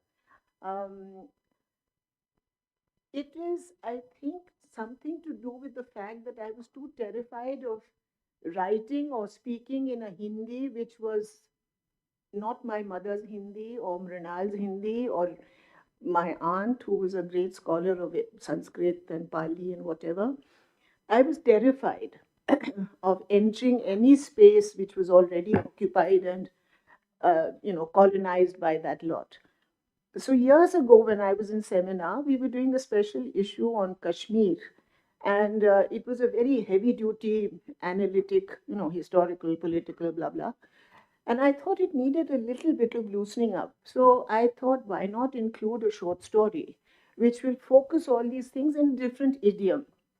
Padma Sachdev, who was a good friend of my mother's also, उनकी एक इतनी अद्भुत कहानी है कौन मेरा गुल्ला कहाँ गया बहुत सुंदर कहानी है. It's about the time when she had tuberculosis and was in a sanatorium, and there's the little boy who is also a tubercular patient, and the bond that develops between the two of them, and then years later she meets him and he has become a radical, fundamental, well, not terrorist, but he's gone a completely different way.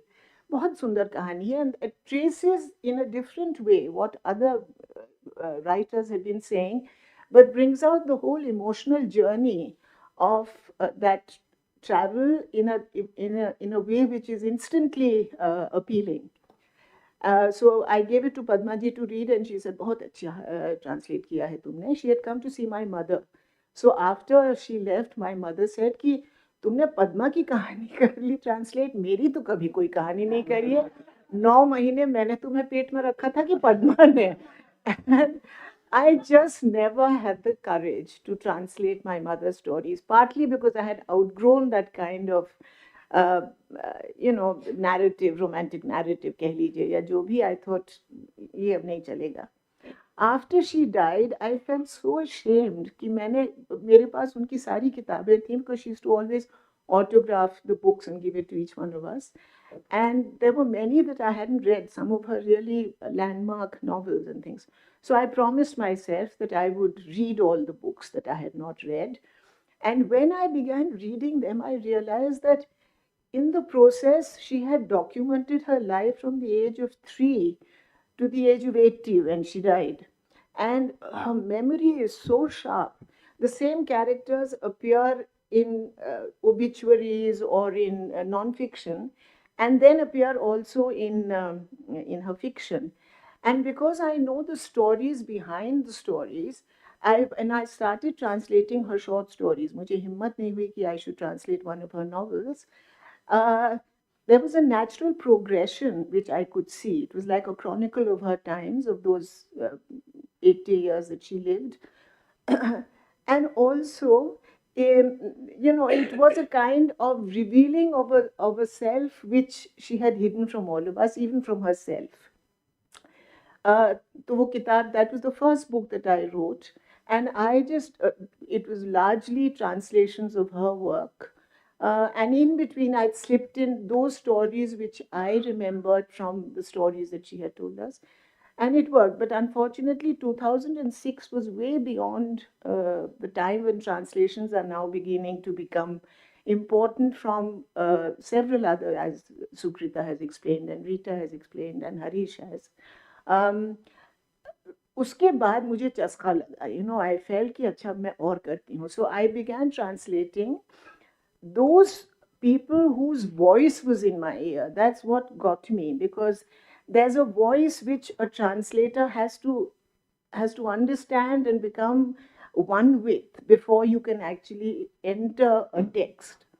मुझे बहुत याद आती है, there was once a wonderful interview with somebody did with Shankar, the legendary Bengali writer, who जिनकी चौरंगी पे सत्यजीत रे ने film बनाई थी.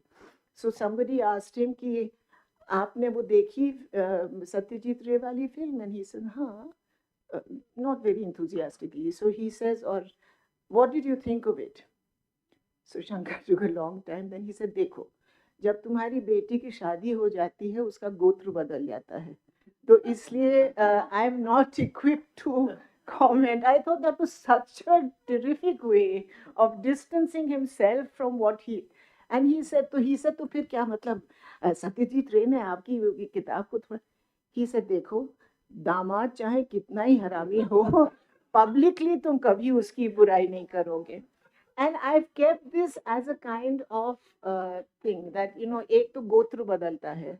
When you enter somebody's book and try and translate it into another, it's no longer the book that person had.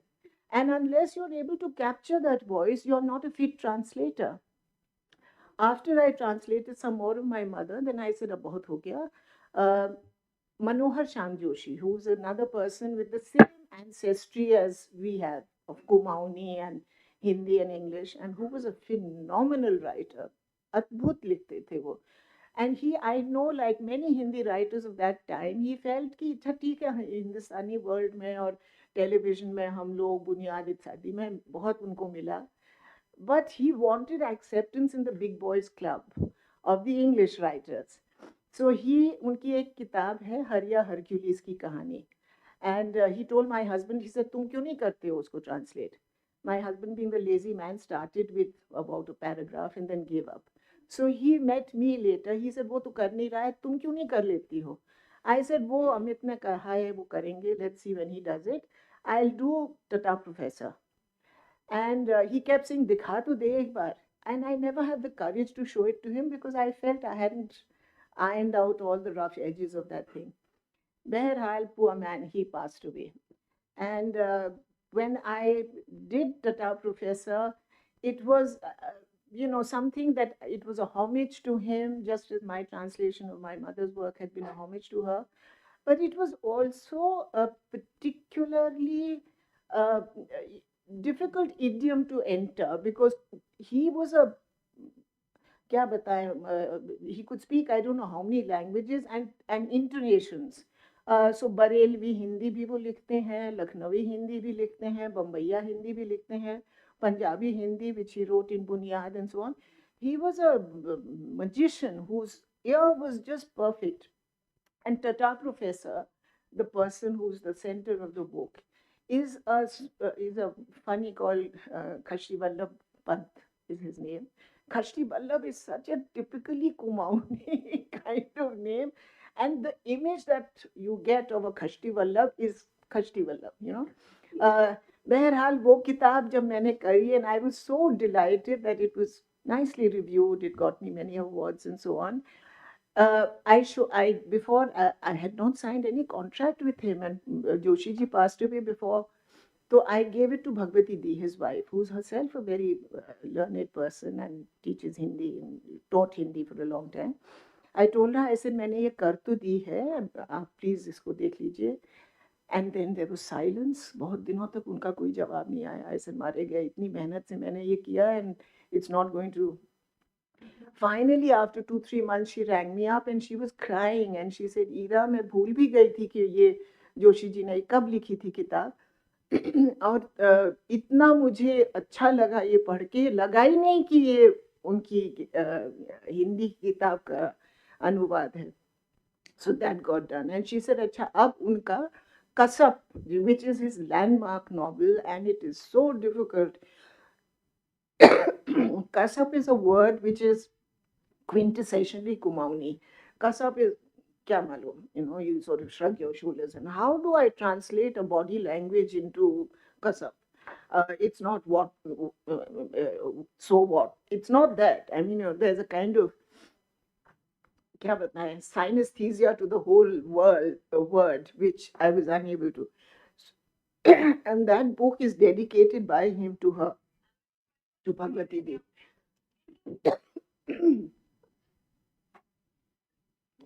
Excuse me. So I told her, I said कि मैं करूँगी कोशिश लेकिन बड़ा मुश्किल है वो. She said अगर मेरे जीते जी तुमने नहीं किया तो मैं अपने विल में लिख के जाऊँगी कि अगर ये किताब. I mean, I was so touched by her saying this. So what I'm saying is translations work when you enter a world that is not your world. It is somebody else's world. It's like bringing up a child who is not your own. You have adopted that child. And you know that the genetic structure is different. Biologically, he doesn't belong or she doesn't belong to you. And yet, in every other sense, it's the Yashoda complex with Krishnan, कि वो हमेशा किसी और के बालक रहेंगे. And you have to be humble enough to accept that you can't become the author of that book. That book will always be the author's book. And unless you're able to efface yourself or invisibilize yourself, which somebody mentioned that, why are translators invisible? It is actually a process which you have to adopt. It is hard. And the thing about reviewing translations, I think, is that abhi tak bhi, the translator's name is more important than the author's name, unless, of course, it's one of the classics like Premchand. Uh, or Krishna Sopti, or somebody who's known beyond all that. So this is roughly where I come from. And the last thing I want to say as I wind up is that our literature and our language have come from an oral tradition. We were tellers of stories, not writers of stories. And so the world we occupy as translators, that is why the voice is very important. And the sounds, the onomatopoeia, हमारे यहाँ फर फर फर करके हवा चलती है, धम धम धम करके कोई सीढ़ियों से उतरता है. How do you bring the liveliness of that world into a world of English, which is such a stratified, linear, stiff world? So these are some of the thoughts that I thought I would leave everyone with. Thank you. Thank you so much, Iraji. Thank you for these anecdotes, which are always fascinating, especially for generations that have not seen all these great souls, like Shivani ji and other writers of her time. And also you mentioned humility, which is necessary. Not just humility is a quality which is required not just in translators but also reviewers somewhere. I mean, there should be less of arrogance and hubris that we get to see, and more of humility, because these are works that require a lot of energy, engagement, investment, and there should be appreciation for all that which has gone into it. So now I move on to Nikhil. Nikhil, this is the right time, I think, for you to come in, because he's a book critic. He has been associated with the book review for a long time. You can introduce yourself also, Nikhil, if you want to add something. No, I'm good. Thank you. Thank you for the opportunity, and congratulations on celebrating a Golden Jubilee. 50 years of writing on books published in India and elsewhere is a cultural archive that is rich and diverse and indispensable for generations to come to understand the Indian way of thinking. I'm especially grateful to Adnan for thinking of me often and sending me books that have exercised me enough to comment on them. When Professor Kumar was talking about Katha editors, a clutch of Katha editors and translators sitting around and discussing a book, The image that came to my mind was of Dara Shikoh sitting in Kashmiri Gate with a clutch of pandas translating the Upanishads to Persian. So we have a long history of translation. Shah Waliullah translated Quran from Arabic to Persian. His sons translated from Persian to Urdu. Then, if you come down to later 19th century, I was recently reading Wilkie Collins's The Woman in White, and in his collection of letters, he waxes eloquent about and is very chuffed about getting to know that a translation in Bengali is going to appear. And he doesn't know the name of the author. So I asked some Bengali friends who might this be. So he checked around in gazettes and found out there was a guy called Damodar Mukhopadhyay who translated The Woman in White in 3 volumes. So, and then Professor Trivedi mentioned that in 1920s there were a number of translations, including by Premchand. And we get to know that Manto, Muhammad Hasan Askari, and Tirat Ram Firozpuri, etc., translated so many books from English, Russian, crime fiction, and others, which now are probably lost to us. But before I digress, I have written down a set of thoughts. So let me read that out. Let me begin with a parable that most of you would be familiar with, as it is recalled in Ramanujan's justifiably renowned essay on translating a Tamil poem.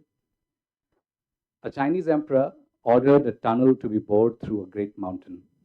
The engineers decided that the best and quickest way to do it would be to begin work on both sides of the mountain after precise measurements.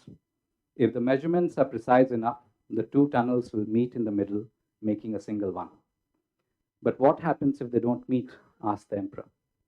The counselors in their wisdom answered, if they don't meet, we will have 2 tunnels instead of 1. The translator, hence, is like a worker who chips and cuts through to make sense and perhaps reads a text more closely than anyone else, probably even more closely than the writer. For the writer, having writ, moves on, but the translator has to come back to a line, a phrase, a rhythm, a rhapsody over and over again. The image of a translator as a worker reminds me of Eleanor Marx, who, apart from carrying that surname, is really one of the great translators of Flaubert's Madame Bovary, despite Nabokov thinking of it as an exemplary instance of bad translation. Eleanor writes about 3 ways of translating. The first is that of the genius, who recreates work in his own language, like Schlegel with Shakespeare or Baudelaire with Edgar Allan Poe. The second is the hack, armed with a dictionary, who produces distortion instead of translation. The third is the conscientious worker, honest, painstaking, aware of shortcomings, but faithful, never suppressing or adding a word. Marx placed herself in this last category, insisting that even if the work was pale beside the original, it could still open the path for readers to reach Flaubert. It is not hard to imagine how she might have filtered Flaubert through the lens of her Marxism. Into the folds of the Flaubert's novel crept fragments of Eleanor's own history.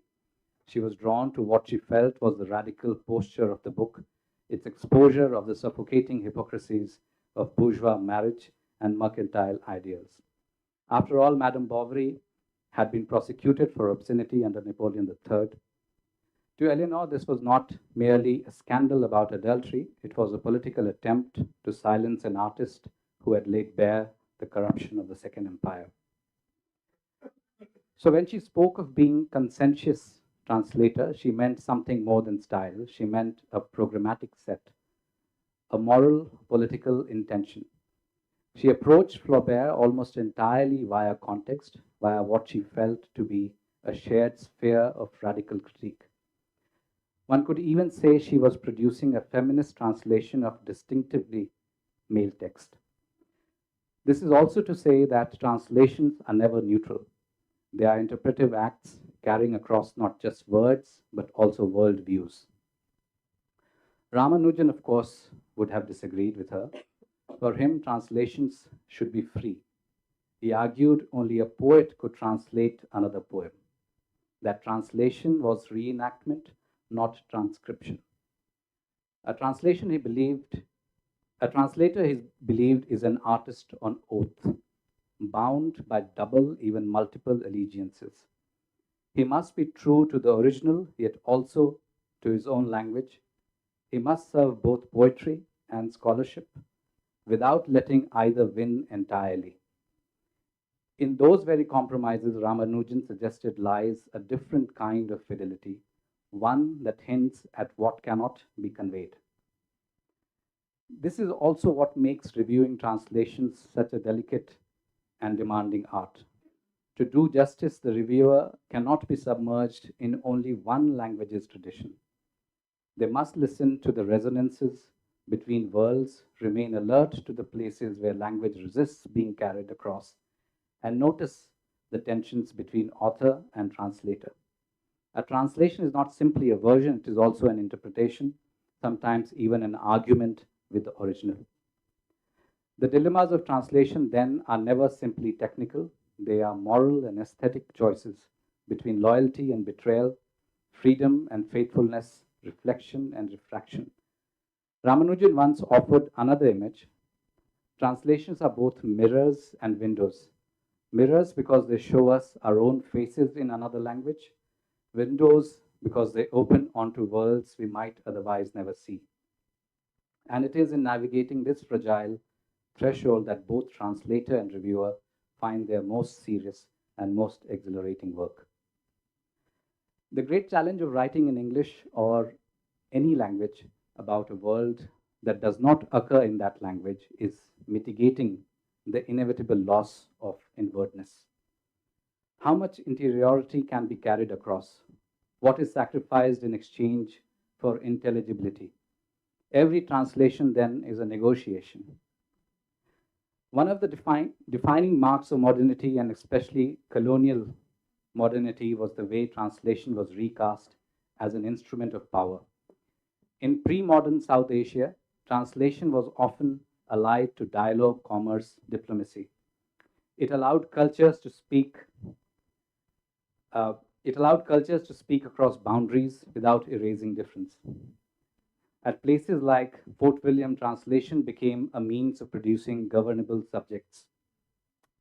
It is in this light that we might think of Urdu poetry, and especially the ghazal, as the most resistant to translation.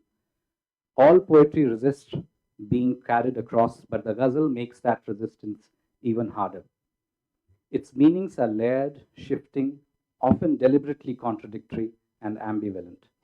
Its vocabulary has over centuries become a kind of a code, one that delights in misdirection, in allusion, in meanings that cancel one another. To read a ghazal in the original is to enter that code. To read it in translation is inevitably to stand outside. Let me finish by saying that, reviewing requires us to ask whether the translation lives in English, Urdu, or Tamil on its own terms, but also what textures has it carried across, what has it inevitably lost, and what has it invented in compensation. To review a translation is like listening to an echo in a courtyard. The first voice is gone. What you hear is the reply of stone, air, and distance. Yet that reply is not silence. It is a new sound shaped by language, history, and the listener's ear.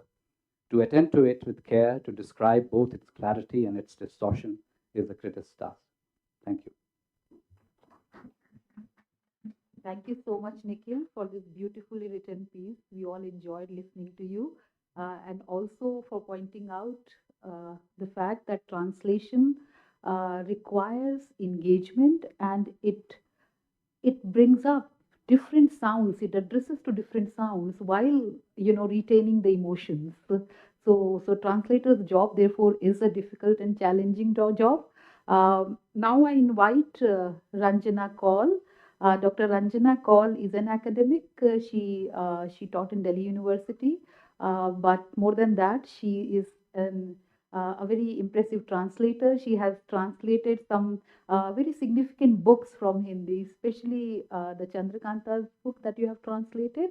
So over to you, Ranjana. Thanks, Nishat. First of all, I'd like to congratulate everyone associated with the book review, especially Uma and Chandra, for doing this amazing work and carrying it on for 50 years with so much patience. And I know how much patience and perseverance it must have required in all these years. So thank you for making me a part of it, like so many other people who are sitting here in this room today. Now, I don't have anything very academically deep or profound to add to the discussions because it's already been a very brilliant discussion. I can only speak about my own personal interest and the way in which I have interacted with the works that I have translated. Now, I did hear yesterday some people remarking that reviews do not really matter. And as an individual, on my own behalf, I'd like to say that I don't agree with that at all. Many of the books that I have gone out and bought have been because I have read a good review and because the review has guided me in a certain direction and told me that this might be a text that you would be interested in. And actually, to make a personal comment, the children's edition, actually the one which is published in November, is a delight for me because I have a lot of young people in the family. And I don't know much about children's literature. So what I do is I go to that edition, I buy a whole lot of books from there. And so far, I've never heard any complaints from the kids. So I presume the reviews are all very good. So I do feel that reviews do have a part to play because they're part of the ecology of publishing, aren't they? Translating and reviewing. If the publisher's putting the knowledge out there in the public domain, it's the translators who are widening that scope, its reach, and the reviewers are also analyzing it and making it more credible, perhaps in some ways. Now, it isn't only about awards and things like that, but reviews do add to the gravitas of a text, I think, in some ways. Now, I am both a translator as well as a reviewer. So, wearing two hats, you come to the realization that both the translator and the reviewer are basically doing a similar kind of job. They're interpreting a text or making a text available to a reader who normally would not have access to it. Very often, a translation or a review is the first point of contact between a text and a reader. And that, I think, is a very significant role which is played by both the translator and the reader. I mean, these are self-evident things, but I'm just repeating them because I need to tell myself this is the reason why I'm doing this work.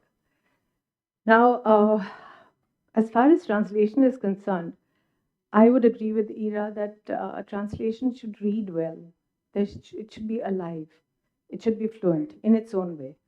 It might use language in a certain way, which depends on the proclivity of the translator, on the manner in which he or she interprets the text, the original text, etc. But at the same time, there has to be a readability to it because at the end of it, it's somebody who is going to buy that book and read it. So you have to be able to get that point across, get it across, that fluency. Now, when another thing which is very, very important is that when you're translating, now we are translating from so many different languages into Hindi. There is this relay translation that happens very often in India because we have a multiplicity of languages. So often you're asked to review a book which has been translated from Malayalam into Hindi and then into English, and then you're asked to review that book. So it becomes a little difficult because it's at a double remove that you are looking at the book. So you have to try and interpret it the best way that you possibly can. Now, as far as translating is concerned, I think a translator needs to be familiar with at least the cultural context of the text which they are addressing. And so does the reviewer, for that matter. Now, for instance, suppose you get a book. Now, this is a question which I think Professor Trivedi also raised, that to what extent is it essential for a translator to be familiar with the original text? Now, suppose you have a book which was originally in Japanese and you're reviewing an English translation of that book, then how do you go about it? I mean, how are you going to place it within the context of the culture from which it has come? You have to do that. Otherwise, the review is going to be a very, very superficial kind of a review. Now, recently I came across this book called The Chibineko Kitchen. And I don't know if any of you have heard of it, but this is a specific genre which is becoming popular in Korea and Japan, etc. It's called comfort fiction. And these are very short stories, very, very empathetic, very sentimental perhaps, very often associated with magical realism, but they appeal to a young audience, an audience which has very little time. They want to read something quickly, maybe on their iPads or whatever it is, you know. So they don't have that kind of attention span where they'll read a huge novel. But these books are an emerging genre which is becoming more and more popular. So if you're not aware of that, how are you going to write a review of a book? Are you going to write it just on the basis of what you're reading? Yeah, I like the story and that's about it. But if you don't realize, for example, in the Chibineko Kitchen, the kind of role which remembrance meals play, for instance, the ritual of remembrance meals, having a remembrance meal, you know, cooking, I think we have something similar in India also. When we cook things which somebody who has passed on used to like and things like that in their memory. So these are remembrance meals which are specifically cooked for people who have passed on, people with whom perhaps you had a relationship which was unresolved. So they become a means of resolving that or coming to some kind of resolution regarding that relationship. So that kind of thing, if you're not aware of that, then the entire premise of the book is lost. You're not going to relate to it at all. So a reviewer has to be able to bring that across. And I think the same thing applies to any kind of translation as well. Now, I have translated a book, this Chandrakantha's book called The Saga of Sati Sir. It was originally written as Katha Sati Sir. Now, when I started doing the book, Professor Trivedi said that normally a translation expands in size. The book was originally 590 pages, right? And when I finished translating it, it was about 800 pages, I think. So the publisher obviously went into a state of shock and said, this is not possible. We have to do something about this. So naturally, we went back to the author, who was always in touch with me and looked through the proofs and things. She looked through the translations, etc. And she was very agitated and upset. She said, no, I don't want you deleting even a single line. So there I was caught between the publisher and the author. And the publisher is telling me, no, you have to reduce the size of the text because it is not viable in the market. I cannot publish a book of 800 pages. It's not possible for me. And there, on the other hand, is the author who's saying not a single line is to be deleted. So it was a very tough path, but ultimately, I mean, the publisher won because the book had to come out. So we did manage to delete it, and the final version was 450 pages. So anyway, that was one battle which was fought and won. Fought and won. The other thing is what I was saying about the cultural context, you know. Yeah, well, that's similar. So, you know, this cultural context thing, I found there is, as a translator. Really? Okay. All right. Very quickly. Just one thing. I just wanted to say that as far as translating is concerned, I would translate it from Hindi, of course, and also from Kashmiri written in Devanagari. But the fact remains that very often, even the cultural context in India is very different. Like if you're translating something, a story which was originally in Marathi, let's say, and then has been translated into Hindi. Now, the first time I started translating, I was doing this short story which kept referring to a young lady as Vahini. And I translated it as Vahini, as being her name, until a friend of mine who's a Maharashtrian, she said, that means sister-in-law, you know. So I said, that was a wake-up call for me. And I realized that one should really check the cultural context and check out everything before you actually put it in print and put it out in the public. And with Saga of Sati Sir, it was more of a labor of love, a very intensive labor of love. Believe me, it took nearly 2 years to do that book because it is the story of my people. And it is a story of a people who are vanishing, and it chronicles an age. It chronicles a kind of way of life which is disappearing. So for me, that was a very emotional kind of a connect with that book. So I did not really mind that. I don't know if I'll ever be able to do another book of 800 pages, But that was something that I really enjoyed. Thank you so much.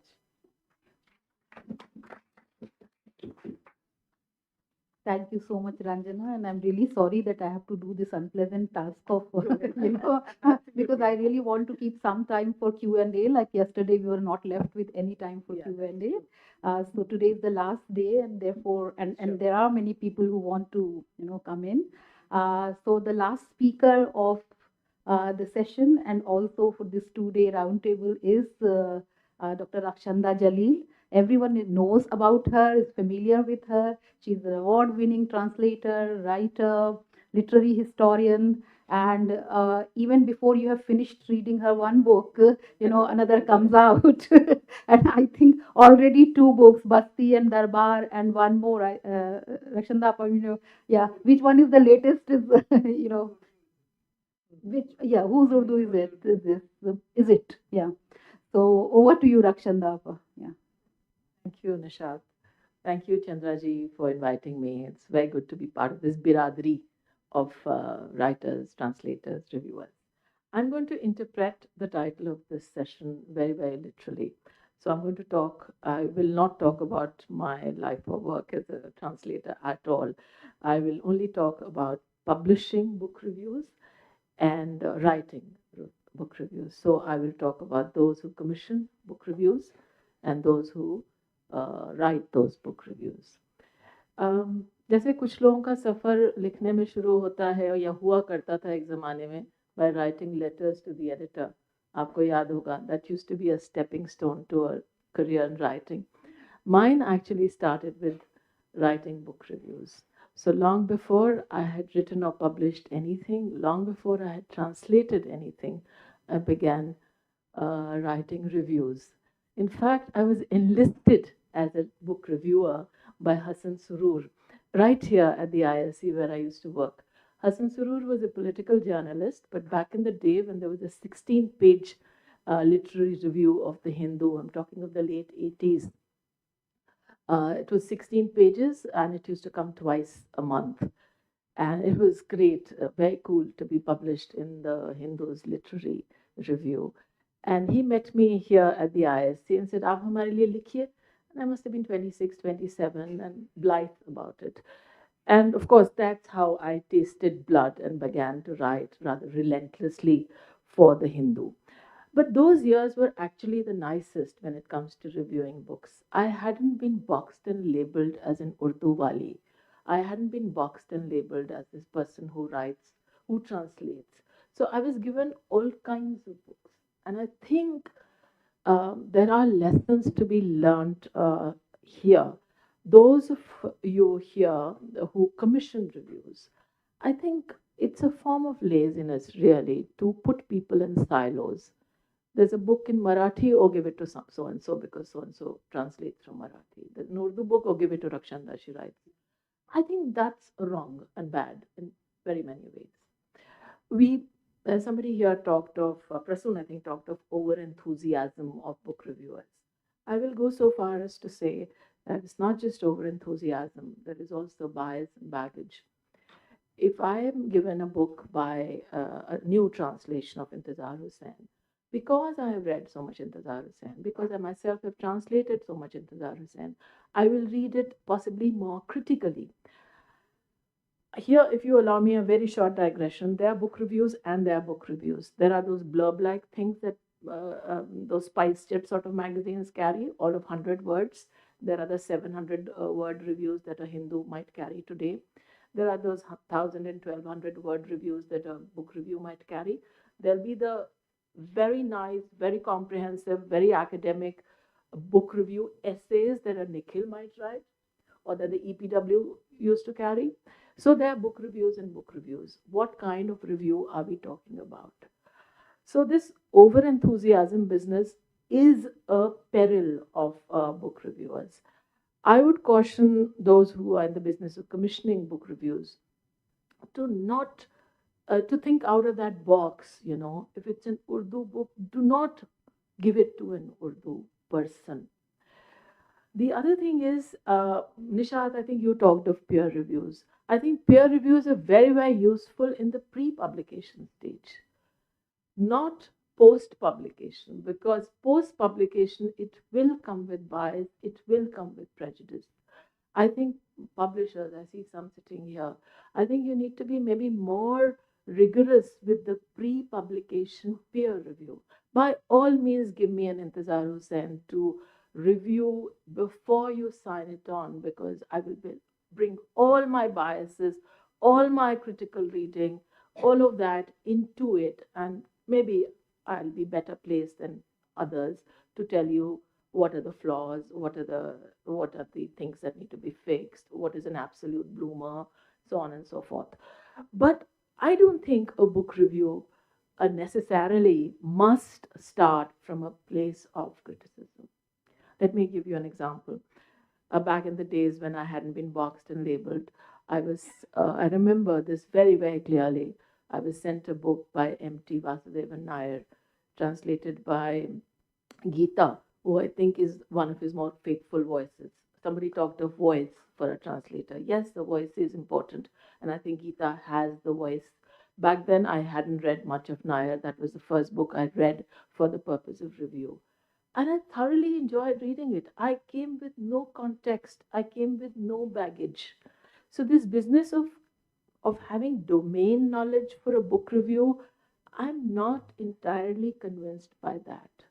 Yeah, I would have been so much happier when all this talk was going on about Vivek Shanbag's if somebody thought of sending me a Ghachar to review. I would have loved to have done that, really dug my teeth into that. But that seldom happens. So, yeah, I mean, I think we need to have more reviews before वो जो एक उर्दू का शेर है बेखतर कूद गया आतिश नमरूद में इश्क. So this बेखतर कूदना business has to be before the publication, not after. I'll just end there. Thank you. Thank you, Rakhshanda. Also for pointing out, I mean, most importantly for pointing out the woes that we often feel that only Urdu translations or translations are sent for review, not other books, that I work in those areas as well, please. Yeah.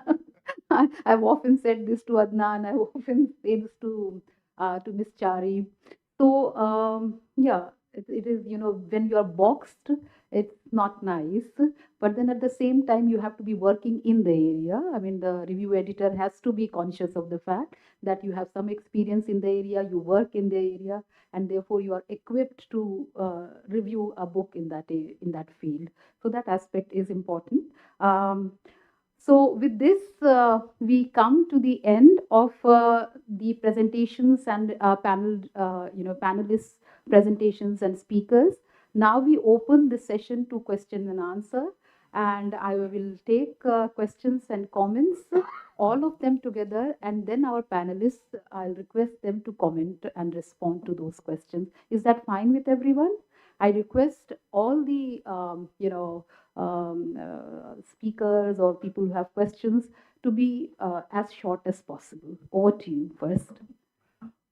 Please introduce yourself very briefly. And my name is Amol Sagar, and I am an independent researcher. I have just a couple of 2 points that I want to make. We have been talking about translations and all in the context of India mainly, or South Asia. I would like to broaden this scope and bring in a book like Camus' Stranger, Albert Camus' Stranger, that had won in 77 when it was, or 76 when it was first, this thing by Stuart Gilbert. He gave the term stranger, and there was this controversy whether it should be stranger or outsider. And then from 77, 76 till 1988, now there's this first line, the opening line, where the author says that Marceau's dialogue, that mother died today. Now that one line became not a controversy, but a huge kind of debate, that whether it should be mother died today or should it be mommy died today, because the word that he uses, mama, in the original thing. What Matthew Watt did was when he did the translation in 88, that he left the word mama because there is no alternative in English. If you say mommy, it means that Mercer is being very childish. If you say mother, it means that that Mercer is being detached, he is insensitive, and that actually sets the tone of the book. So that first line is, so what I'm trying to make say is that it's not just the whole book at times, it's also the opening lines that actually sets the tone of the book. Now, this is one thing. And now, coming back to India, I was a little surprised in these 2 days when we were talking about translations, about history translations, and all. We have been talking a great deal today about the books that are, so to say, for the need of a better word, higher kind of intellectual this thing. But I just wanted to come back to schools, to colleges, and university level. I think there is a publishing house that has done marvelous work in that, which is Granth Shilpi, which has actually brought out translations of Hindi of all the major writers, be it Eric Hobsbawm, be it E.P. Thompson, Romila Thapar, and those are the collections that actually students, especially who are in Hindi medium, they go in and buy those books, and they are very kind of they are also not priced very high. So I think we should also take into account that there are publications which are entirely dedicated to doing sane history, bringing out sane history translations like Granth Shilpi. So that's all that I want to like. Thank you so much. I think Jennifer raised her hand first. So Jennifer, over to you first.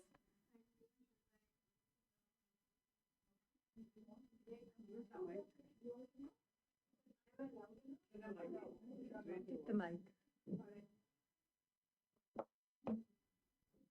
Hi, thank you so much for this very, very interesting session. My question is a very small question and something I've been thinking about. We talk about cultural translation. Of course, it's been debated and spoken about, but with the given times where we progress so much, I think intersectionality has made it more nuanced and complex. So, how do we now think of intersectionality in terms of interstitial spaces? Because there are these interstitial spaces which we cannot, kind of translate. For example, I'm teaching Juthan.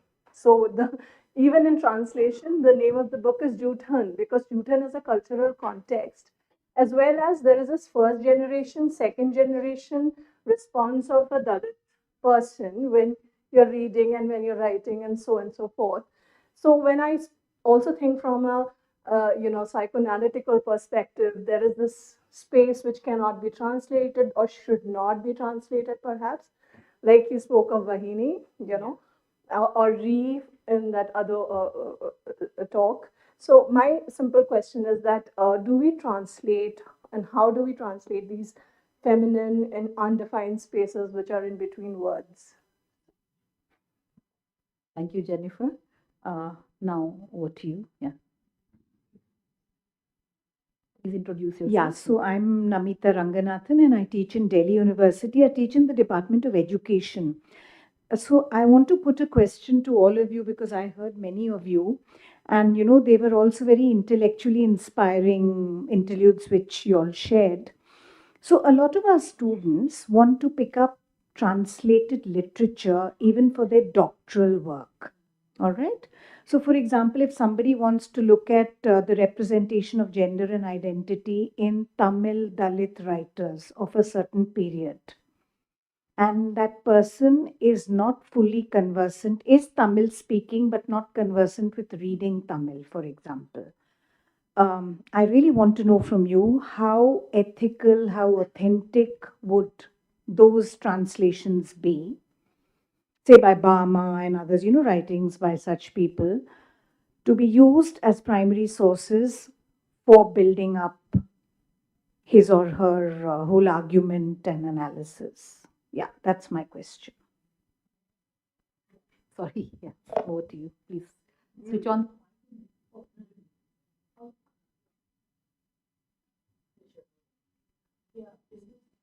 Yeah.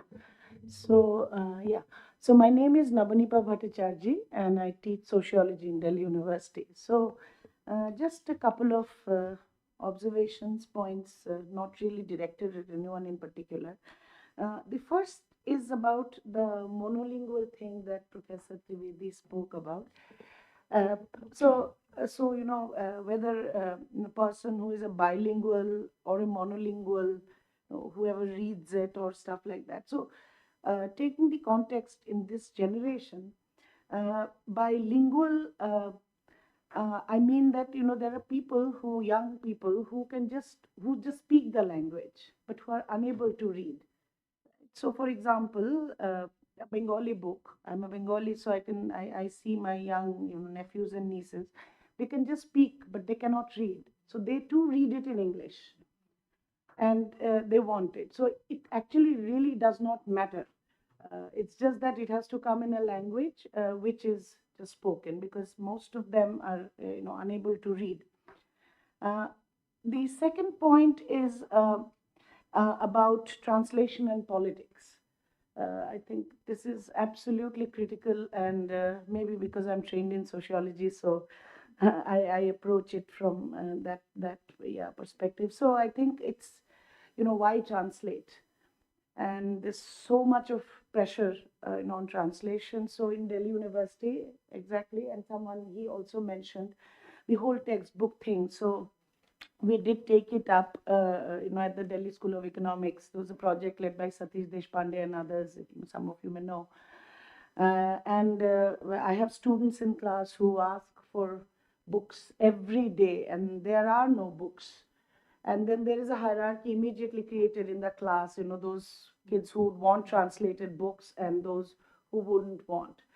And then obviously the push for translation also comes from a very different need to get things translated. So I think that's another thing that we should be thinking about. And finally, I think the most important, I don't know, I may have missed something yesterday, I was not here, is the digital translation thing. So all of us are aware there's not a single thing that is not translated by Google or anything that you can think of. So I made my students write review. Nobody, it's just either it is ChatGPT or what perplexity, complexity. All we discussed it yesterday at length. Yeah, you must have. So translation actually कोई ज़रूरत ही नहीं है किसी को कुछ translate करने की, आप बस उसको डाल दो, नॉवेल का नॉवेल ट्रांसलेट होके आ जाता है. And then of course, but I'm not being, what I'm saying is that the digital aspect is absolutely. Well, you should probably listen to the yesterday's So I must have missed. It's available. I will. Yeah. So this is the thing that I felt that and that's all. Thank you. Alizia also has a question. Alizia, very quickly. Yeah. Absolutely. Switch on the mic, please. I have two questions, and they're both from a reader perspective and not an academic perspective, because I'm not involved in that at all. One would be about the democratization of reviews, because we're talking about published reviews, we're talking about reviews published in newspapers, in the journals. But these days, I don't know if you guys are aware, but there's platforms like Goodreads, and millions of people are writing their own thoughts, and they're being read perhaps far more than journals are in this day by the general public, and it's influencing what I think or what I read. So what is your take on that, or how does that matter? And the second one is a specific one, because Harish brought up Salman Rushdie, and I'm reading a book that shall not be named by him right now. And one thing I find interesting is he injects cultural context, Indian cultural context, far more than translators are, courageous enough to put it in there. So, why does that happen? Why are we so cautious when translating and sort of diluting it, making it more neutral? But Rushdie just writes, and he uses Hindi words he's unabashedly. So yeah, anything that you guys would think. Thank you. Yeah, in fact, what I want to say picks up on the last point there. I was specifically responding to Rita and to Ira, who talked about words, expressions, which just don't either translate naturally, and what do you do? I want to mention that there seem to be rules, and I don't know where these rules come from. Like in my first novel, a good bit of it I wrote as though it was translated from Bhojpuri.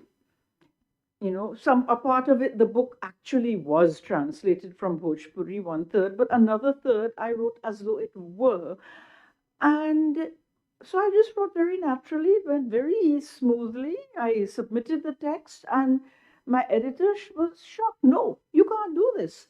And I didn't realize that what I had done is translated into Creole. And was very conscious that the Creole should be understandable to an Indian audience. But she said, "You coming with grammatical mistakes. He don't do that. She run to school. These are different grammatical features of Creole, but Bhojpuri goes into Creole. It doesn't go into anything else, at least in the Caribbean."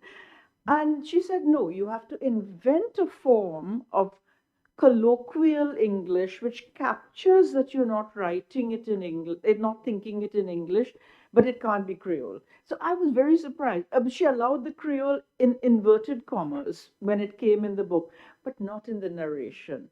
And yet I was just able to translate it so smoothly into Creole, but I really upcode on how do you do this in English. English is a different huh? Yeah.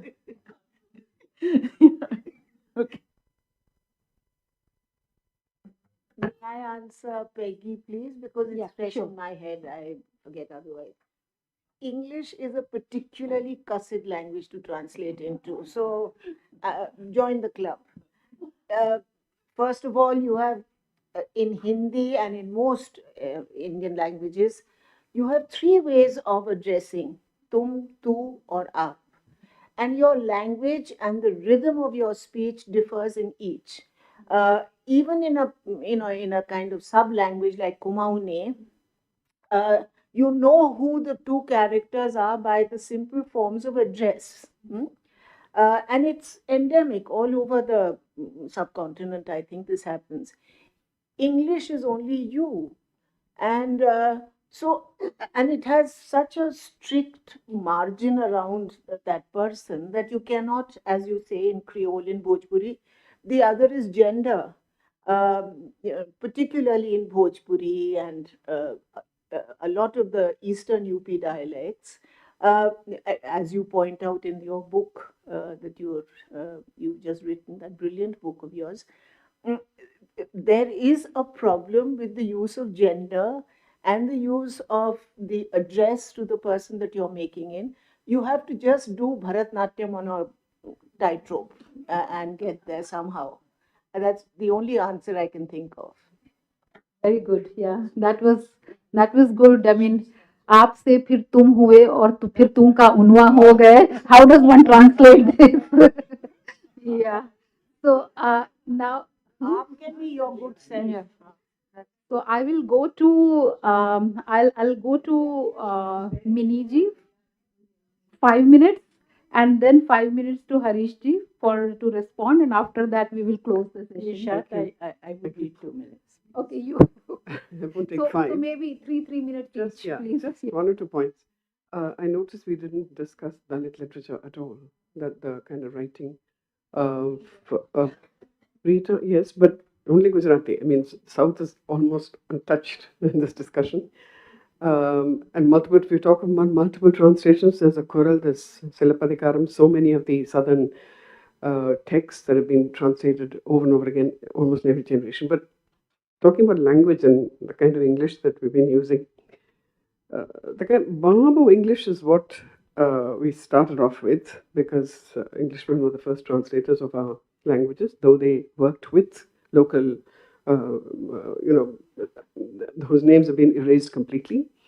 The earliest experiments with Indian language into English were done by these, actually in South India, in Tamil Nadu. One of them was William Dalrymple's ancestor, great uncle or someone. They were officials of the East India Company. They did a lot of a lot of work, but it's not really discussed beyond Tamil Nadu. There's a book in Tamil, White Tongue and Black Face or something like that, which is being translated from Tamil into English. Wait for the book.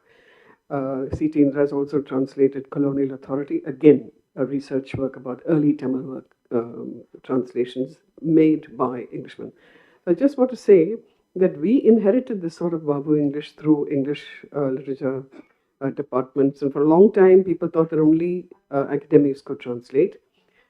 And it was, the breakaway, the Ambedkar centenary, the women's movement, all these things which brought a different kind. Translators found a different kind of courage and started taking risks. And the younger Indian English department heads who started looking at translation, again, South India was actually far ahead in translation studies. It's never discussed. It's always Delhi University. But when the mix of women's writing and Dalit writing, when this came into the translation zone, translators and their editors, we worked very closely with them, editors like Geeta, like Sivapriya, like myself, Anand, S. Anand of Navayana. And I always encouraged my translators to be careful with narration, as it stay close to the shore with the language, but take risks with the dialogue. And that has worked very well. We have Vasanta. Is Vasanta here? She left.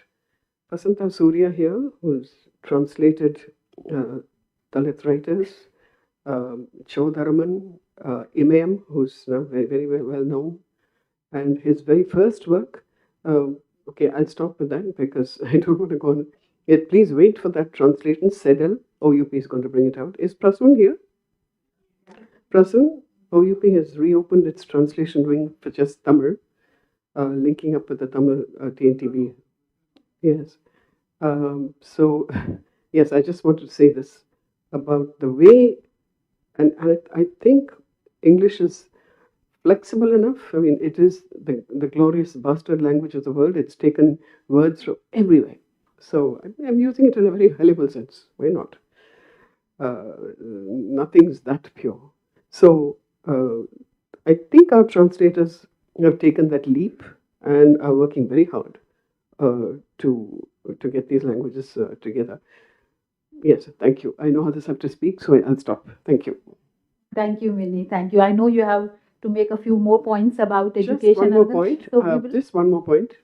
There are people in education here. Translation education is a very important thing for the next generation. I published 3 textbooks of translation, and they're prescribed in South India, Kerala, and in Tamil Nadu colleges. You have to guide students and let them also guide you because they come up with great surprises. Thank you. Thank you, Minnie. Over to you, Sukrita ji. Very quickly, I mean, I just want you to make a point about, the culture-specific titles and terms like Jutan, for instance. I think it's a very good idea to retain that as it is. But also, I think it's a question of taking risks. And when we talk about, somebody like Salman Rushdie, for instance, using very indiscriminately at times, I don't know, at times there's also exoticization there because he's writing from outside, you see. So, but as I think what has happened over a little, maybe the last 15 years or 20, less than 15 years actually, that the writer in English in India, starting from actually before 15 years, Raja Rao's, that prescriptive kind of note preface to Kanthapura, where he's talking about how the Kannada language has a certain rhythm, and that is the rhythm he's using in his text, you see. So that English is kind of thokoed and, hammered into coming into Kannada space through the tone, etc.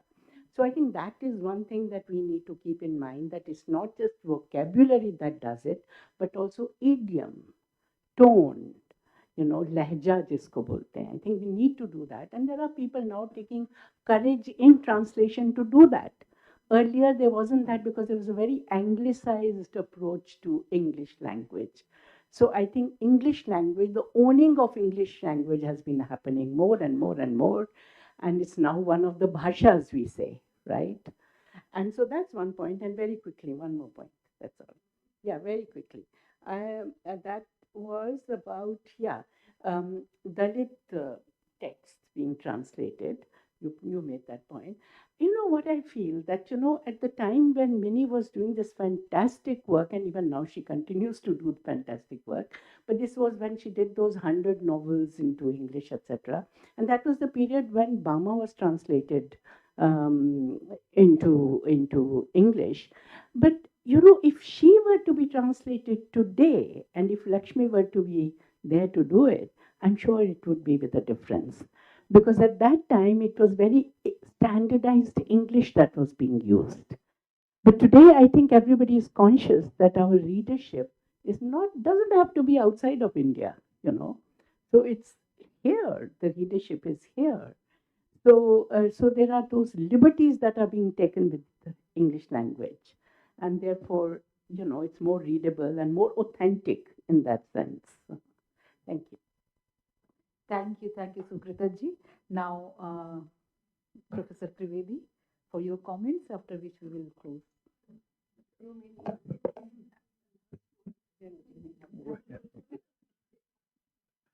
It's all you're doing.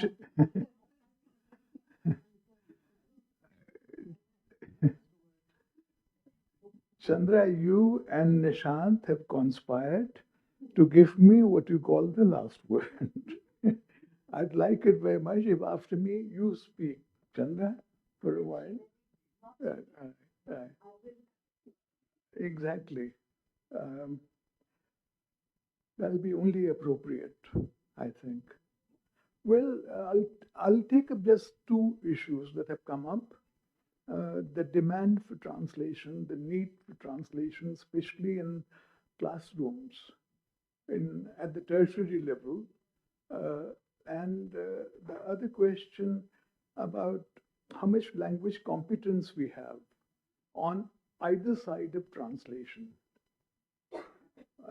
But before I go into that, let me say something, let me make a generalization which needs to be made, which is that Rita Kothari was absolutely and completely wrong.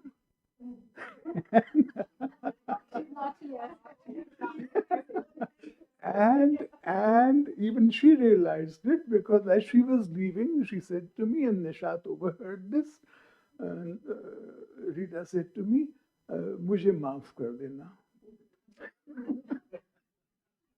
Ira, you can go. You can go and tell your neighbor that.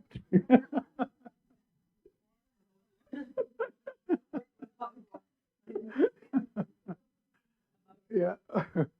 About language competence and the need for translation, which is felt more and more, there's one general observation that I wish to make. As I was saying, we moved from adaptations to strict, literal, so-called faithful translations around the 1920s, 1930s. But around the 1970s and 80s, I think there was another kind of what is loosely called paradigm shift, which was before that, and Sujit Mukherjee and Meenakshi Mukherjee, and I and Chandra and so many other people were involved in this. We were talking about this all the time. Before the 1970s, most of the translations into English were thought to be defective because the English was not good enough. It was Indian English, we said. The English was hobbled. Now what's happened is, with the explosion of so-called English medium education, we have any number of translators extremely willing and saleable and pushing themselves, who know English, a certain kind of English, smart English, if you like, international English, but who do not know the original language. And they are translating more and more. And this, I think, is a more serious defect which needs to be addressed. have English, will translate. Yeah, there are many translators who are very well known, very well respected. They sell, who do not know a word of the original language. They are translating from previous translations. Anybody is happy enough to translate from Pali. Nobody knows Pali. People are translating. So this is something, people was, an example was given, text is translated from Marathi into Hindi and then into English. There are two languages which become clearinghouses in this sense. One is English, obviously. Something gets translated into English, and then people happily translate from English into other Indian languages as if English were the original. Yeah. And the other clearinghouse language is Hindi. Earlier it was more Hindi and less English, now it's the other way around. We all know that, we now claim that English is an Indian language. After Chetan Bhagat, I've also begun to believe that. He's the author who sells the most, more than any author in any Indian language. So we have to accept that his English is an Indian language. So what do we know about, what do we do about this? The inadequacy of translation because of the arrogance of English. If you've come through the English medium, the world is yours. Then you don't need to know the original language. That is the kind of rights that we have granted to people with a smart kind of English. I think some kind of a corrective needs to be introduced here in our editing systems, in our translation systems, in our publishing systems. I don't know, are we swimming against the tide in complaining about this? Is history against us? Will there be more and more English medium people coming through and not knowing their so-called mother tongue? Matribhasha, I read somewhere in Hindi, is now called Matribhasha. Oh, Matra meaning very little. Very little. Not mother tongue, but very little tongue. Yeah, exactly. Yeah. The other thing that I wanted to address, and that's the last thing, I was on National Translation Mission. The National Translation Mission was set up by the Planning Commission with a tremendous amount of support and funding from the ministries of the central government. And I knew that from the beginning of its inception, and now it's run into sands, and now is housed in Mysore, and is dominated by, other kinds of agenda. I think it's abandoned its work, has gone into oblivion without achieving very much. That mission was for translating what we call knowledge texts. Literary texts hog all the attention in translation studies, and they are compared with the so-called knowledge texts in sociology and anthropology and economics. The literary texts are the icing on the cake. The cake is composed, or even bread is composed of these hard knowledge texts in the social sciences. Now, they can be translated. I was also on the university board, Delhi University Board of Translation. There are very few translators who pay any kind of attention to how somebody like Foucault and Derrida, whoever, can be translated into Hindi. And if they are translated, what will that convey?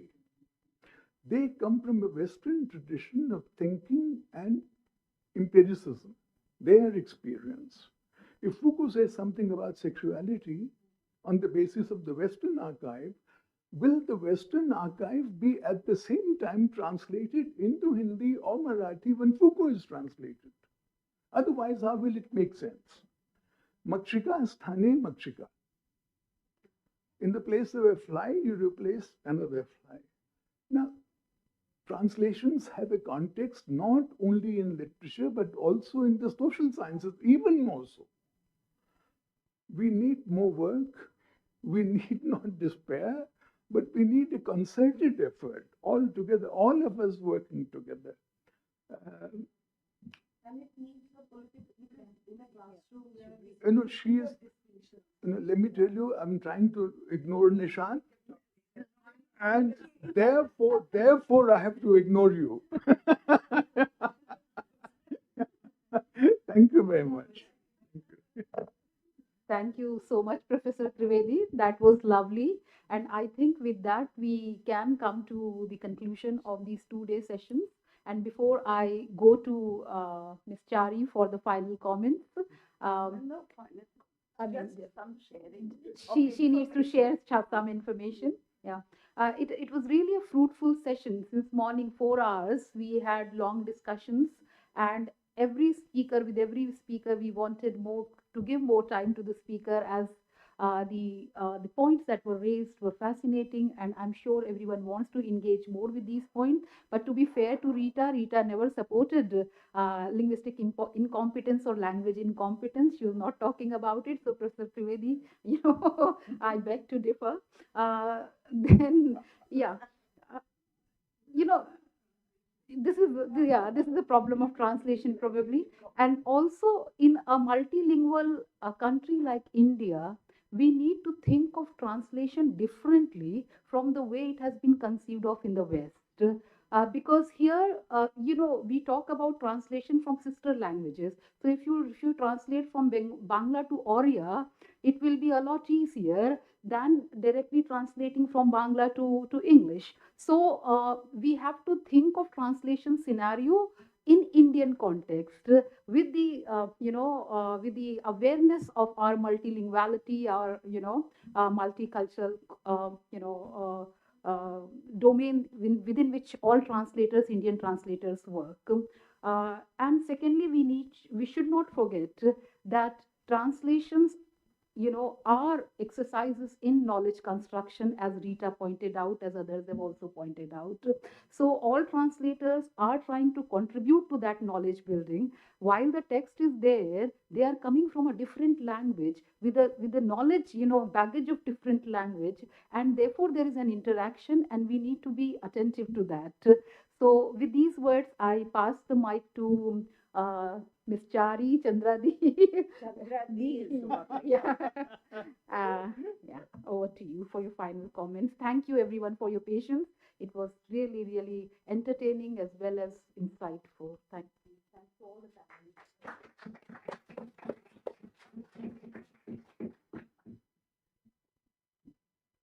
Thank you. I think if I say that Uma, Adnan, me, and Team TBR, we are just overwhelmed. First of all of you, so many of you in 3 sessions have shown up here and stayed with us, hour after hour. And it's truly been these 3 sessions have brought in a real embarrassment of riches. We'll need many days on the editorial team to sit and process. And Uma and I have these long conversations, which are all editorial meetings from 8 to 9. So those are the hours where we'll spend. But I wanted to just share 2 or 3 bits of information, because today is the first year. This event concludes the first in the series of events that we have planned. So there are 2 national seminars, one on South Indian languages and one on the all of the Hindi belt, North India, Oriya, Bengali, everything. We'll have that in Delhi. The South Indian languages will be in Bangalore. And fortunately for us, we have got the full funding for both these seminars. The one in Bangalore is being funded by the Tamil Nadu Textbook Corporation.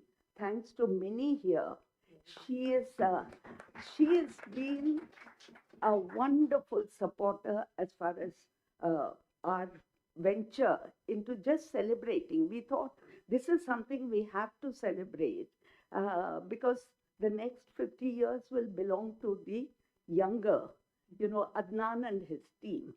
But in this context, today's discussions have provided so many leads, which, as I said, I and Uma have to process. But we would really welcome suggestions from all of you. Please feel free to email us suggestions about, themes to be discussed, the two national seminars, so that, and then how it should be structured also. Yesterday, the way Urvashi did chaired the session was, she just took it out of our hands and made it into something so meaningful. So we would really appreciate more inputs. Just email Uma, me, Adnan, anybody. Suggestion for speakers, suggestion for themes to be discussed. And in that context, the other piece of information which probably many of you are not aware, but the Book Review Literary Trust does not only bring out the book review. One of its very ambitious projects, which Uma and I, due to various reasons, have not been able to take forward too much. I suppose basically because the series editor, Professor Meenakshi Mukherjee, she was the one who was the vibrant force behind the whole thing. She going away so suddenly, but we did bring out four titles, and that was called the Past Continuous Series. And now it's been suggested that in this year, we should maybe think in terms of adding a fifth title. So any kind of information about a classic which is still being read, enacted, whether it's a play or poetry. One was, of course, Chokha Mela, which Rohini Mokashi Ponekar translated. So that's poetry. Then there's a play which is still being performed, Telugu play. So, things like that, we would really appreciate, all your inputs over the coming weeks so that we can plan it properly and discuss about how the seminars should be structured. And finally, before inviting all of you for lunch, I want to say a special thank you for two individual sponsors. Here I'm differentiating between the organizations like Sugat Jain, Niyogi Books, all of them. But two individuals may have made an extraordinary gesture. Last year, it was Nabanipa Bhattacharjee who sponsored a special issue on music, and this cover is designed by Uma Inga.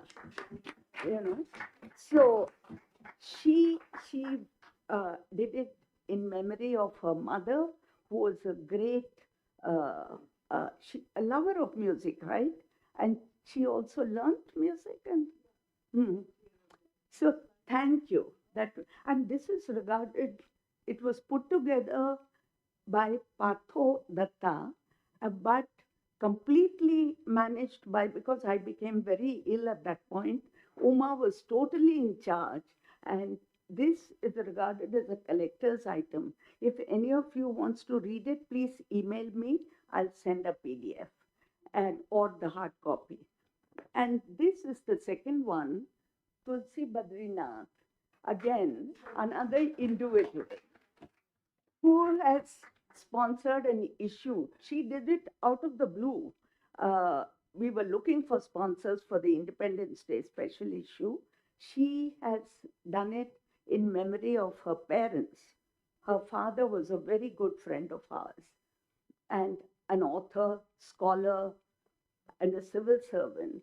So thank you, Tulsi. Thank you so much. So may I invite all of you for lunch?